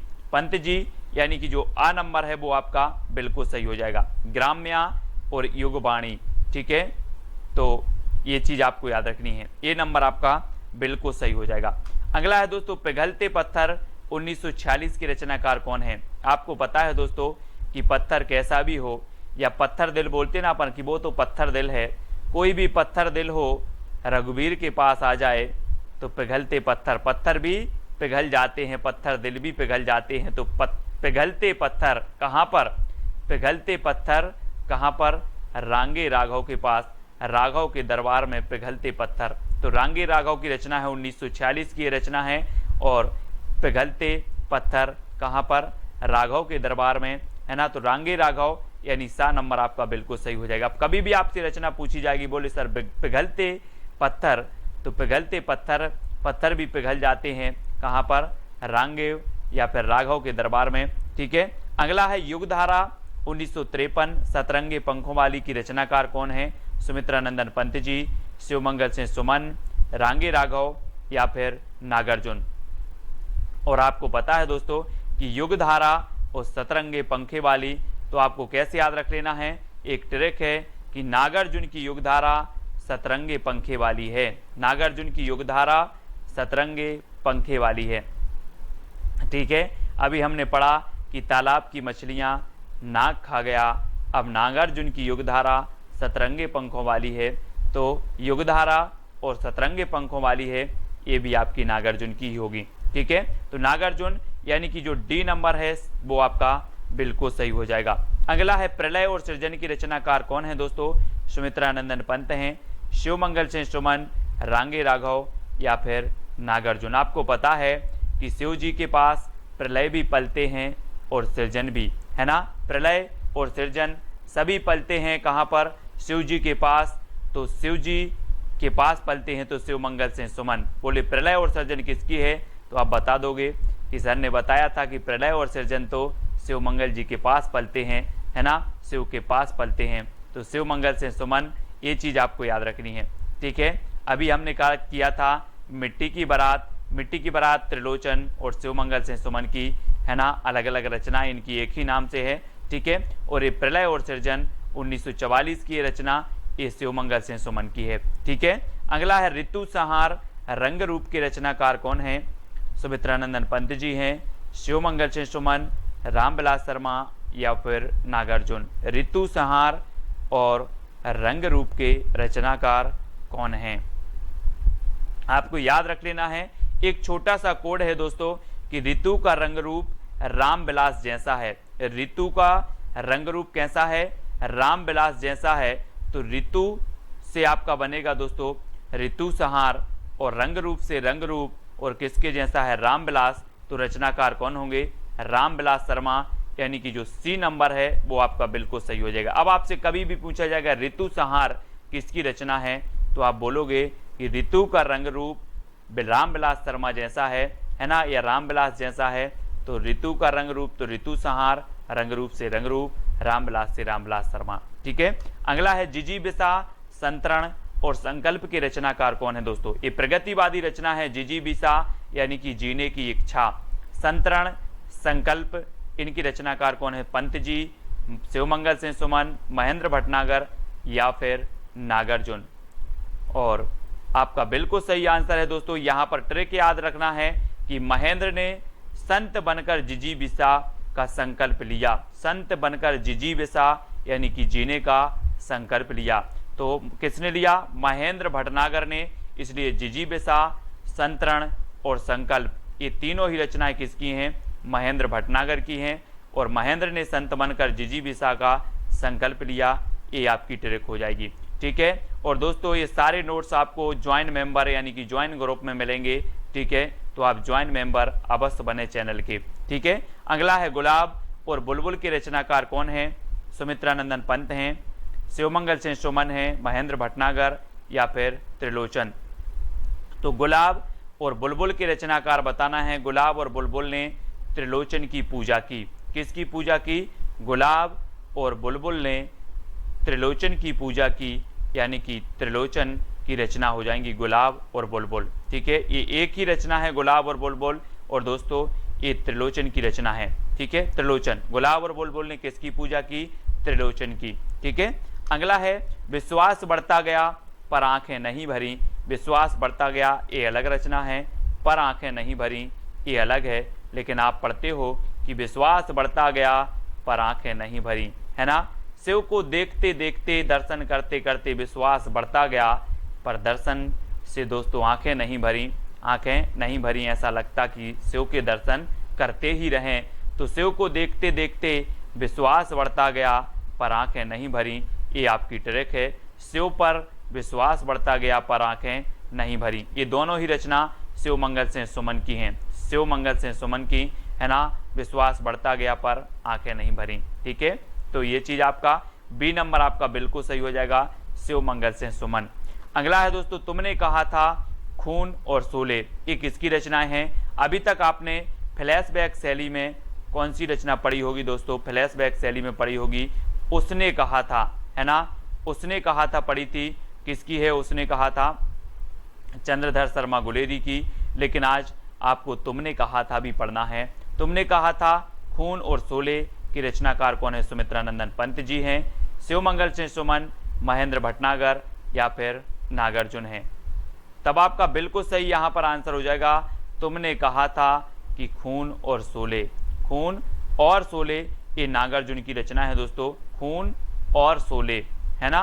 किसने कहा था? नांग ने कहा था, नागार्जुन ने कहा था कि खून और शोले, अभी कम सोया है और शोले, तो तुमने कहा था खून और शोले ये रचनाएं हैं किसकी, नागार्जुन साहब की हैं। ठीक है, प्यासी पथराई आंखें नागार्जुन की है ना।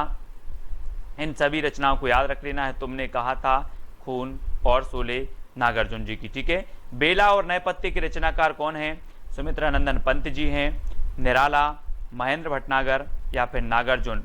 तो आपको पता है दोस्तों कि बेला हो या नए पत्ते हो या कुकुरमुत्ता हो, ये निराला जी की प्रगतिवादी रचनाएं मानी जाती हैं। आपको याद रख लेना है, आपसे क्वेश्चन पूछा जाएगा निम्न में से बताइए निराला की कौन सी रचना प्रगतिवादी है।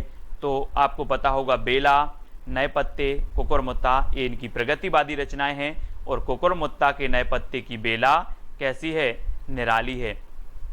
तो कुकुरमुत्ता, नए पत्ते और बेला ये तीनों ही रचनाएं निराली से बनेगा आपका निराला। ठीक है, तो निराली हैं। ये आपकी ट्रिक है कि कुकुरमुत्ता के नए पत्ते की बेला निराली है। ठीक है, तो यहां से याद रखेंगे। और बी नंबर आपका बिल्कुल सही होगा। पंख और पतवार के रचनाकार कौन है दोस्तों, पंख और पतवार। आपको पता है कि पंख और पतवार दोनों कहां चल रहे थे, कहां चल रहे थे, केदारनाथ में जब बाढ़ आई तो या तो पंख चल रहे थे, पंख यानी कि हेलीकॉप्टर उड़ रहे थे पंखा से, या फिर नाव की पतवार चल रही थी, कहां पर, केदारनाथ में। तो ये दो ही चीजें हो रही थी, बाकी और कुछ नहीं हो रहा था, पंख या तो पतवार। कहां, केदारनाथ, तो केदारनाथ अग्रवाल इसकी रचनाएं होंगी। अब कभी भी पूछा जाएगा कि पंख और पतवार के रचनाकार कौन है, तो आप बोलोगे कि पंख चल रहा था या फिर पतवार चल रही थी, कहां पर, केदारनाथ, तो केदारनाथ अग्रवाल। ठीक है, इस प्रकार से कटे अंगूठे के बंधनवार के रचनाकार कौन है, कटे अंगूठे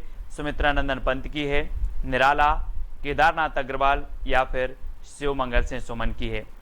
कटे अंगूठे के बंधनवार, और बहुत ही बढ़िया है दोस्तों, अगर आप शिव की भक्ति करते हो तो आपके जो बंधनवार भी हैं वो सारे कट जाएंगे, है ना। कटे अंगूठे के बंधनवार और हम करते करते शिव की भक्ति, ये आपके कट जाएंगे, यानी कि शिव मंगल सिंह सुमन आपका बिल्कुल सही हो जाएगा। बोले शिव की भक्ति करते करते कटे अंगूठे के बंधनवार, कटे अंगूठे के बंधनवार शिव मंगल सिंह सुमन।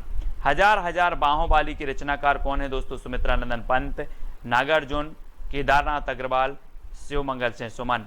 और आपको पता होगा कि हजार हजार बाहों वाला व्यक्ति भी आ जाए लेकिन नांग को नहीं पकड़ पाएगा। किसको नहीं पकड़ पाएगा, नांग को। तो ये रचना किसकी होगी, किसकी होगी, बोले सर हजार बाहों वाली भी आ जाएं तब भी नांग को नहीं पकड़ पाएंगे, तो नागार्जुन की रचना हो जाएगी हजार हजार बाहों वाली, यानी कि आपका जो बी नंबर है वो आपका बिल्कुल सही हो जाएगा। ठीक है, बी नंबर।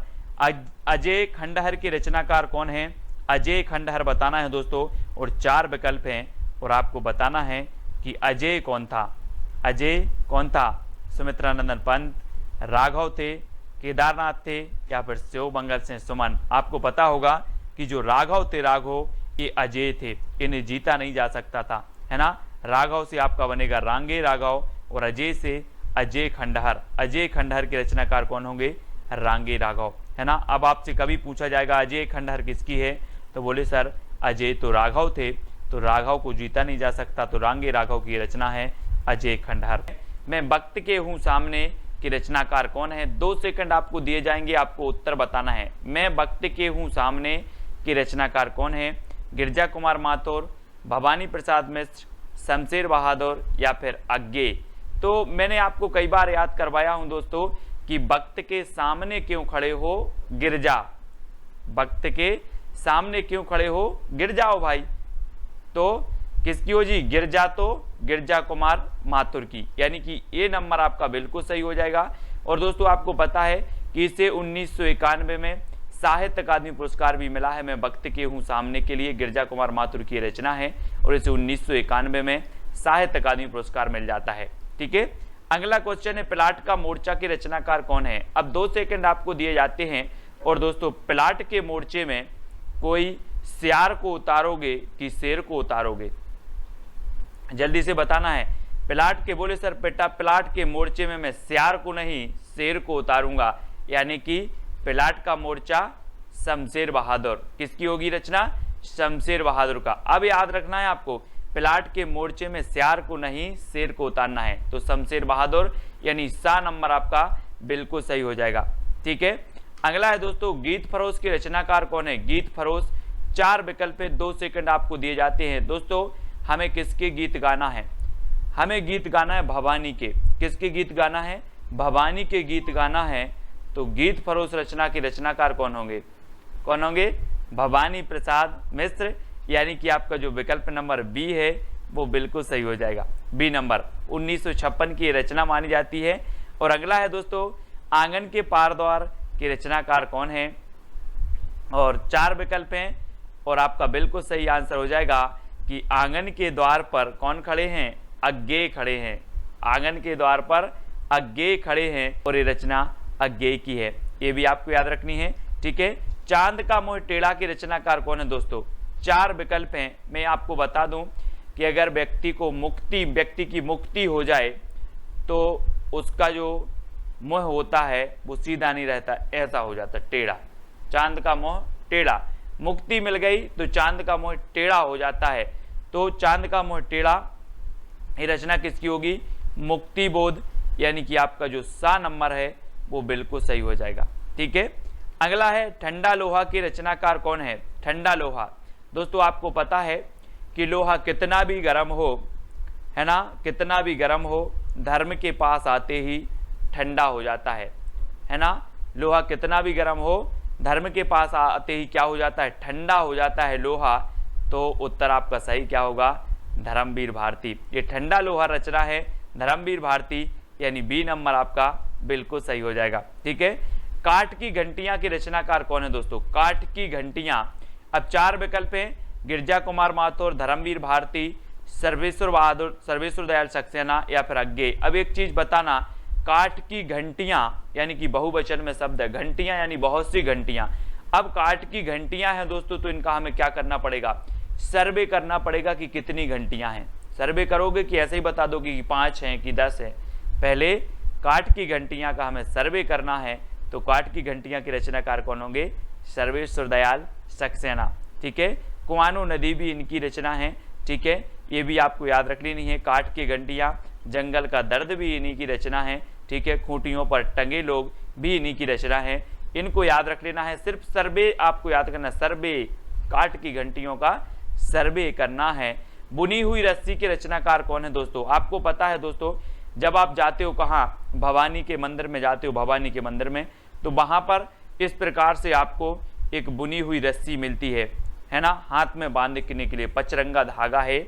बुनी हुई रस्सी आपको भवानी के दरबार में मिलती है। कहाँ मिलती है, भवानी के दरबार में। बोले सर भवानी के दरबार में तो बुनी हुई रस्सी मिलती है। तो ये बुनी हुई रस्सी के रचनाकार कौन होंगे, भवानी प्रसाद मिश्र, यानी डी नंबर आपका बिल्कुल सही हो जाएगा। ठीक है, अगली है दोस्तों महावृक्ष के नीचे 1977 के रचनाकार कौन है।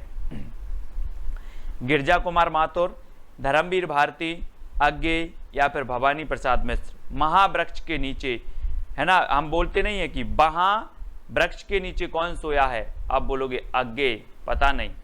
वहाँ वृक्ष के नीचे, महावृक्ष के नीचे या फिर वहाँ वृक्ष के नीचे कौन सोया है, अज्ञेय, पता नहीं। अज्ञेय, तो ये अज्ञेय की रचना है, महावृक्ष के नीचे अज्ञेय। ठीक है, सा नंबर आपका बिल्कुल सही हो जाएगा। अगला है सपना अभी भी के रचनाकार कौन है। 2 सेकंड आपको दिए जाते हैं दोस्तों। सपना अभी भी है काय का, धर्म करने का। सपना अभी भी है धर्म करने का, तो धर्मवीर भारती, यानी उत्तर आपका सही क्या हो जाएगा, विकल्प नंबर बी।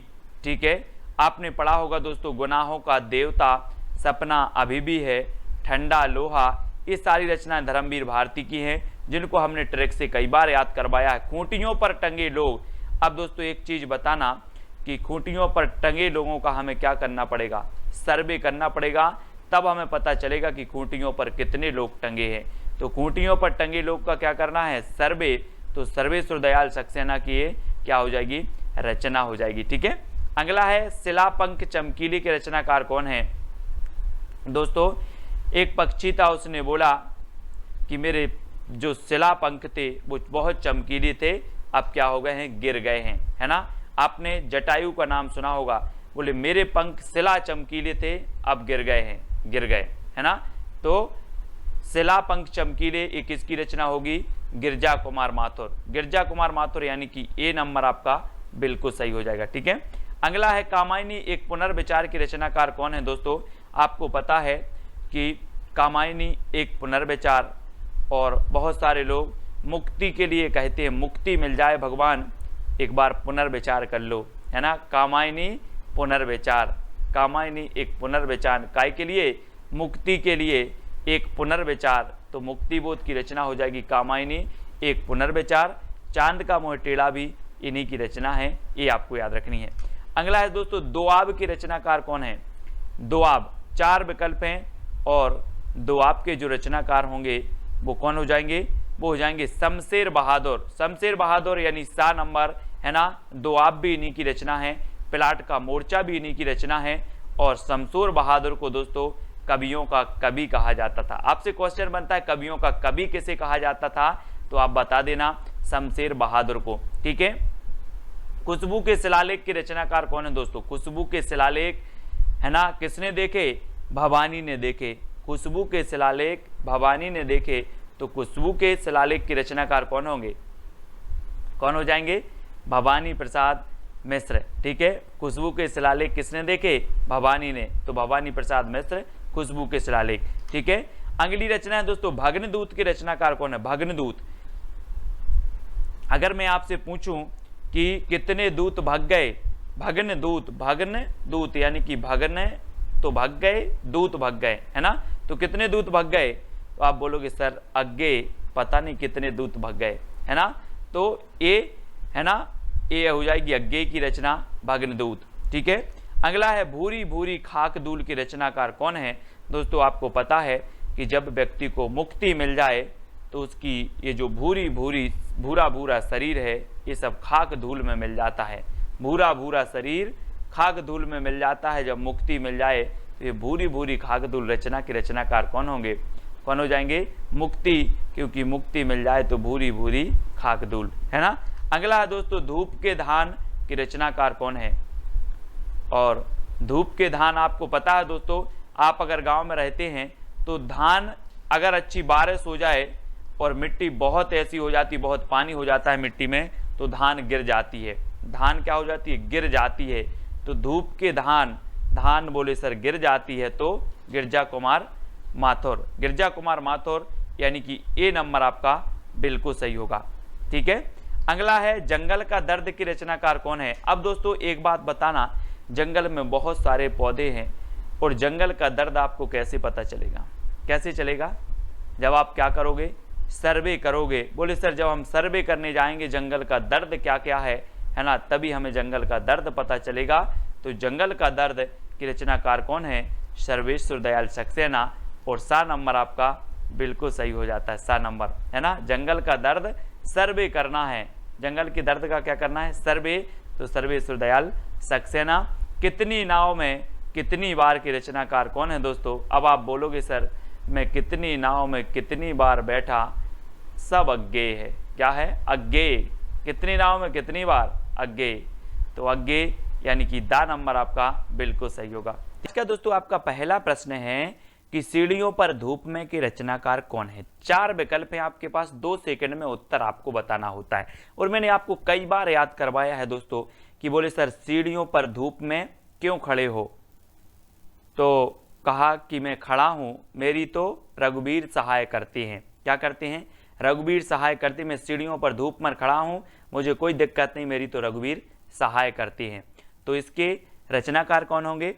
रघुवीर सहाय करते हैं। बोले सीढ़ियों पर धूप में खड़े हैं तो रघुवीर सहाय करते हैं, तो रघुवीर सहाय की रचना हो जाएगी, यानी आ नंबर आपका बिल्कुल सही हो जाएगा।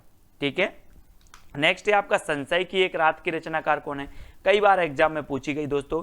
4 विकल्प 2 सेकंड में आपको उत्तर करके चयन करके बताना है। फिर मैं आपको बता देता हूं कि संशय की एक रात में, संशय की एक रात में नरेश मेहता आए। संशय की एक रात में नरेश मेहता आए, ये आपकी ट्रिक है याद करने की। तो संशय की एक रात ये नरेश मेहता की रचना हो जाएगी, यानी कि आपका जो विकल्प नंबर सी है वो आपका बिल्कुल सही हो जाएगा। संशय की एक रात में नरेश मेहता आए। ठीक है, सी नंबर बिल्कुल सही है। नेक्स्ट है दोस्तों हम तुम की रचनाकार कौन है? हम तुम 4 विकल्प हैं, 4 में से आपको चयन करना है। और मैं आपको बता दूं, एक गाना आपने सुना होगा, हम तुम एक एक कमरे में बंद हों, सुना है ना।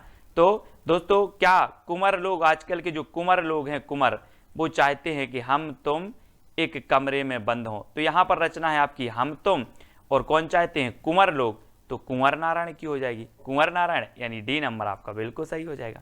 ठीक है, याद करने का माध्यम है, ठीक है, कि आपको याद रहे। तो डी नंबर बिल्कुल सही होगा। नेक्स्ट दोस्तों, संसद से सड़क तक की रचनाकार कौन है? बोले सर, संसद से सड़क तक धूल ही धूल मिलेगी, धूल मिलेगी, क्या मिलेगी? धूल मिलेगी। तो धूमिल, धूल मिल, इस प्रकार से धूल मिल, संसद से सड़क तक धूल मिल, तो धूमिल की रचना है सुदामा पांडे धूमिल की, है ना। बोले सर, संसद से सड़क तक धूल ही धूल मिलेगी, धूल मिल, धूमिल, ठीक है, धूमिल साहब, यानी डी नंबर आपका बिल्कुल सही होगा, धूमिल साहब हो जाएंगे इसके। अगला है मृग और तृष्णा की रचनाकार कौन है? 4 विकल्प हैं दोस्तों। मृग की तृष्णा किसे हो गई थी? बोले भगवान श्री राम को, हरि को, है ना, उसे हरि बोलेंगे, उन्हें मृग की तृष्णा हो गई, वो मृग के पीछे पीछे भाग रहे थे। चित्र में देखो, तो मृग तृष्णा हो गई थी हरि को, भगवान को, श्री राम को, है ना। तो हरि को हो गई तो हरि नारायण व्यास, हरि नारायण व्यास, यानी डी नंबर आपका बिल्कुल सही होगा। बोले हरि को क्या हो गई थी? मृग की तृष्णा। तो हरि नारायण व्यास की ये रचना है, बहुत ही बढ़िया रचना मानी जाती है और पूछी भी जाती है। ठीक है, नेक्स्ट है सूर्य का स्वागत की रचनाकार कौन है? 4 विकल्प हैं दोस्तों, आपको उत्तर बताना है। इससे पहले कि अगर आपने वीडियो नहीं देखी है तो वीडियो जरूर बताना है। सूर्य का स्वागत कौन कर रहा है? रघुवीर सहाय, दुष्यंत कुमार, सुदामा पांडे धूमिल। ये दुष्यंत कुमार 2 जगह है, तो आप 2 में से एक कोई भी उत्तर बता देंगे कि सर सूर्य का स्वागत दुष्यंत कुमार करेंगे। कौन करेंगे सूर्य का स्वागत? दुष्यंत कुमार। ठीक है दोस्तों, जो भी साथी ज्वाइन मेंबर बनना चाहते हैं चैनल के, वो ज्वाइन मेंबर बन सकते हैं और ज्वाइन व्हाट्सएप ग्रुप में जुड़ सकते हैं। ठीक है, वहां पर आपको पीडीएफ आदि स्टडी मटेरियल प्रेषित किया जाता है। आपका कमेंट जो है सबसे ज्यादा हाईलाइट होते हैं, आपको तिरंगा इमोजी भी दिया जाता है। ठीक है, तो सूर्य का स्वागत दुष्यंत कुमार की रचना हो जाएगी। जागते रहो की रचनाकार कौन है? आपने देखा होगा भारत में जो पहरा देते हैं वो कहते हैं जागते रहो। कहां पर? भारत में। तो कौन होंगे? भारत भूषण अग्रवाल। बोले सर, भारत में जो पहरा देते हैं वो बोलते हैं जागते रहो। कहां पर? भारत में। तो भारत भूषण अग्रवाल की रचना होगी कौन सी? जागते रहो। ठीक है, अब आपसे कभी पूछा जाएगा कि जागते रहो की रचनाकार कौन है, आप बोलना कि जागते रहो पहरा देते हैं भारत में, है ना, तो ये बोलते हैं जागते रहो। ठीक है, इस प्रकार से। अगला है आत्महत्या के विरुद्ध की रचनाकार कौन है?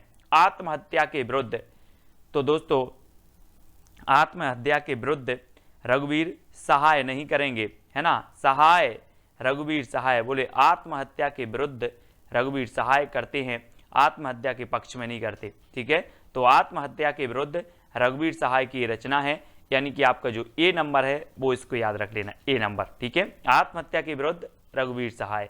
ठीक है, आत्महत्या के विरुद्ध रघुवीर सहाय।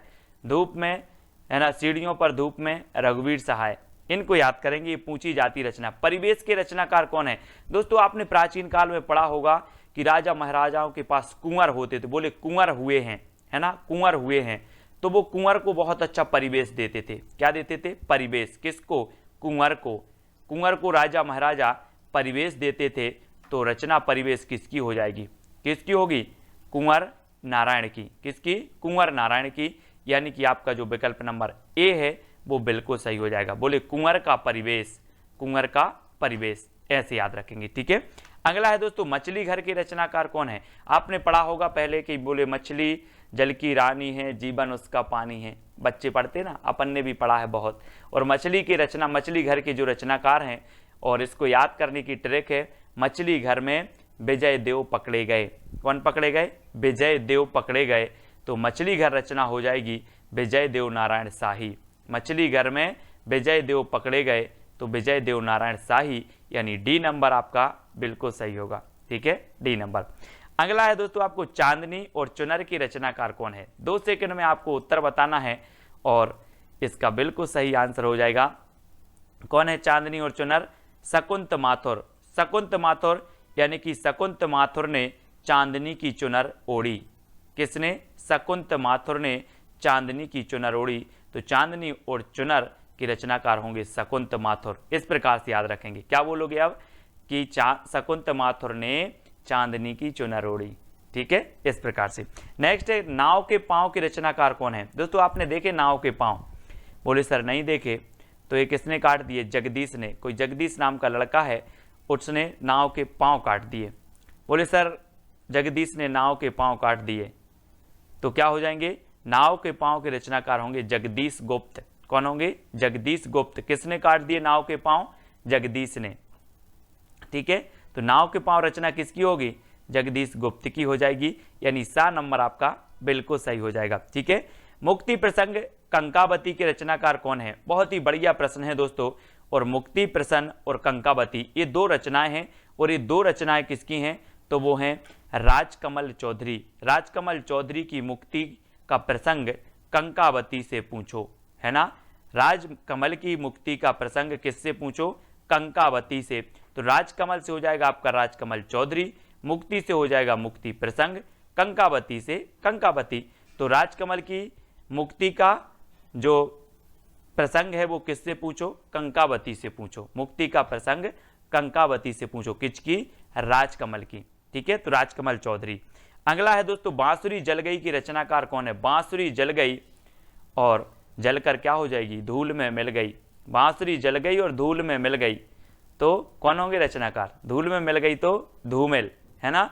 धूमें मिल, बांसुरी जल गई धूल में मिल गई, तो धूमिल। याद रख लेना इस प्रकार से। बोले सर बांसुरी जल गई धूल में मिल गई, यानी कि धूमिल, पांडे धूमिल। ठीक है, संसद से सड़क तक धूमिल ही धू ही मिलेगी, धूमिल। संसद से सड़क तक धूमिल, बांसुरी जल गई धू में मिल गई, है ना, तो धूमिल। इस प्रकार से। अगला देखो अनुपस्थित लोग के रचनाकार कौन है। अनुपस्थित लोग, आपको पता है दोस्तों भारत के लोग बहुत अनुपस्थित होते हैं। आज के वीडियो में भी बहुत सारे लोग भारत के जो है अपने वो सब अनुपस्थित हैं, है ना। तो अनुपस्थित लोग कहाँ के होते हैं, भारत के वो होते हैं सर, तो भारत भूषण अग्रवाल, भारत भूषण अग्रवाल, है ना। क्योंकि भारत के लोग क्या होते हैं, अनुपस्थित होते हैं, तो भारत से भारत भूषण अग्रवाल की रचना हो जाएगी अनुपस्थित लोग। ठीक है, अगला है दोस्तों उठे बादल झुके बादल। उठे बादल और झुके बादल का हमें क्या नापना है, व्यास। उठे बादल और झुके बादल का व्यास नापना है, तो इसके रचनाकार कौन होंगे, हरि नारायण व्यास। अब मैं आपसे कहूंगा कि उठे बादल और झुके बादल का व्यास नाप कराओ, तो आप व्यास नाप कराओगे, बोले सर हरि नारायण व्यास, उठे बादल झुके बादल। ठीक है, इस प्रकार से। और उत्तर आपका हो जाएगा विकल्प नंबर सी, और सा नंबर आपका बिल्कुल सही होगा। ठीक है, अगला है कुआनो नदी की रचनाकार कौन है। कुंवर नारायण, दुष्यंत कुमार, सर्वेश्वर दयाल सक्सेना या फिर भारत भूषण अग्रवाल। कुआनो नदी, कुआं और नदी का क्या करके आओ, सर्वे करके आओ। मैंने कहा कि अपने क्षेत्र में, अपने राज्य में कितने कुआं हैं, कितनी नदी हैं, सर्वे करके आओ। तो कुआनो नदी किसकी हो जाएगी, सर्वे करके आओ, तो सर्वेश्वर दयाल सक्सेना। काठ की घंटियां, है ना, कूठियों पर टंगे लोग, जंगल का दर्द और कुआनो नदी, ये पूछी जाती हमेशा, इनको याद रख लेना है। तो है ना, कौन कौन सा, जंगल का दर्द, काठ की घंटियां, ठीक है, और एक और है दोस्तों खूंटियों पर टंगे लोग। ये रचनाएं हमेशा आती हैं सर्वेश्वर दयाल सक्सेना की। बकरी भी इन्हीं की है दोस्तों, एक बकरी रचना है, बकरी।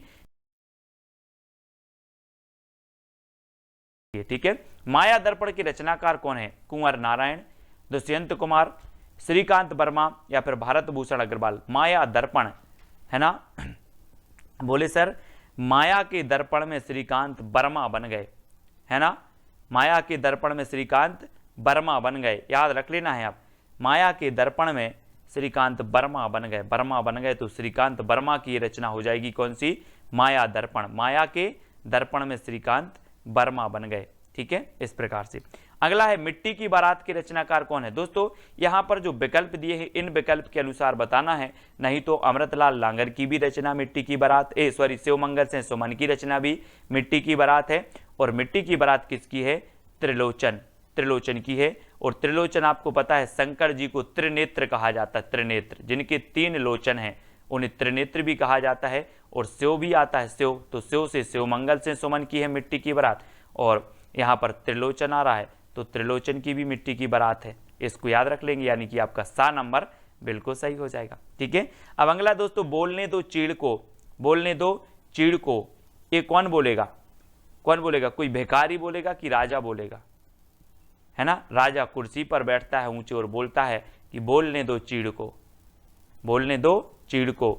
तो बोलने दो चीड़ को बोला है नरेश, कौन बोला है, नरेश बोल रहा है, तो नरेश मेहता, है ना। कोई नरेश है और वो बोल रहा है कुर्सी पर, ऊंची कुर्सी पर बैठा है, बोल रहा है बोलने दो चीड़ को, नरेश मेहता, बोलने दो चीड़ को, नरेश मेहता, और सा नंबर आपका बिल्कुल सही हो जाएगा।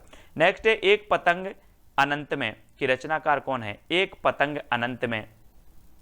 और दोस्तों आपको पता है कि जो वाजपेयी जी, अटल बिहारी वाजपेयी जी थे, वो भी एक कैसे थे, एक पतंग थे, है ना। पूरे भारत में उनका क्या था, वर्चस्व था, पूरे विश्व में था। ठीक है, और इन्होंने संयुक्त राष्ट्र में सबसे पहले क्या, हिंदी में भाषण भी दिया था। तो एक पतंग थे वाजपेयी जी, जो कहाँ चले गए, अनंत में चले गए, अनंत में। ठीक है, तो एक पतंग अनंत में, कौन, वाजपेयी, यानी कि अशोक वाजपेयी, और सा नंबर आपका बिल्कुल सही होगा, अशोक वाजपेयी। ज्ञात से अज्ञात की ओर हम याद करते हैं, पढ़ते हैं। ठीक है, अब दोस्तों अगला जो आपको प्रश्न है, जिसका उत्तर आपको बताना है, कागज के फूल किसकी रचना है, कुंवर नारायण की, दुष्यंत कुमार की, अशोक वाजपेयी, या फिर भारत भूषण अग्रवाल की। ये 4 रचनाएं हैं, 4 विकल्प हैं, इनमें से आपको चयन करके बताना है कि ये रचना किसकी है। ये विकल्प दोस्तों आपको कमेंट में करना है। जितने भी साथी देख रहे हैं सभी को ये चैलेंज प्रश्न का उत्तर बताना बहुत अनिवार्य है। ठीक है, और दोस्तों आपको वीडियो को लाइक करना है और ज्वाइन मेंबर अवश्य बनना है। जो बन सकते हैं वो ज्वाइन मेंबर जरूर बने, वीडियो को लाइक करें और शेयर करें। और जो भी साथी अभी तक व्हाट्सएप ग्रुप से नहीं जुड़ पाए हैं वो 9098609291 इससे आपको जरूर जुड़ना है। ठीक है, और वीडियो को लाइक और शेयर अवश्य करना है। आज की वीडियो के लिए बस इतना ही। जय हिंद।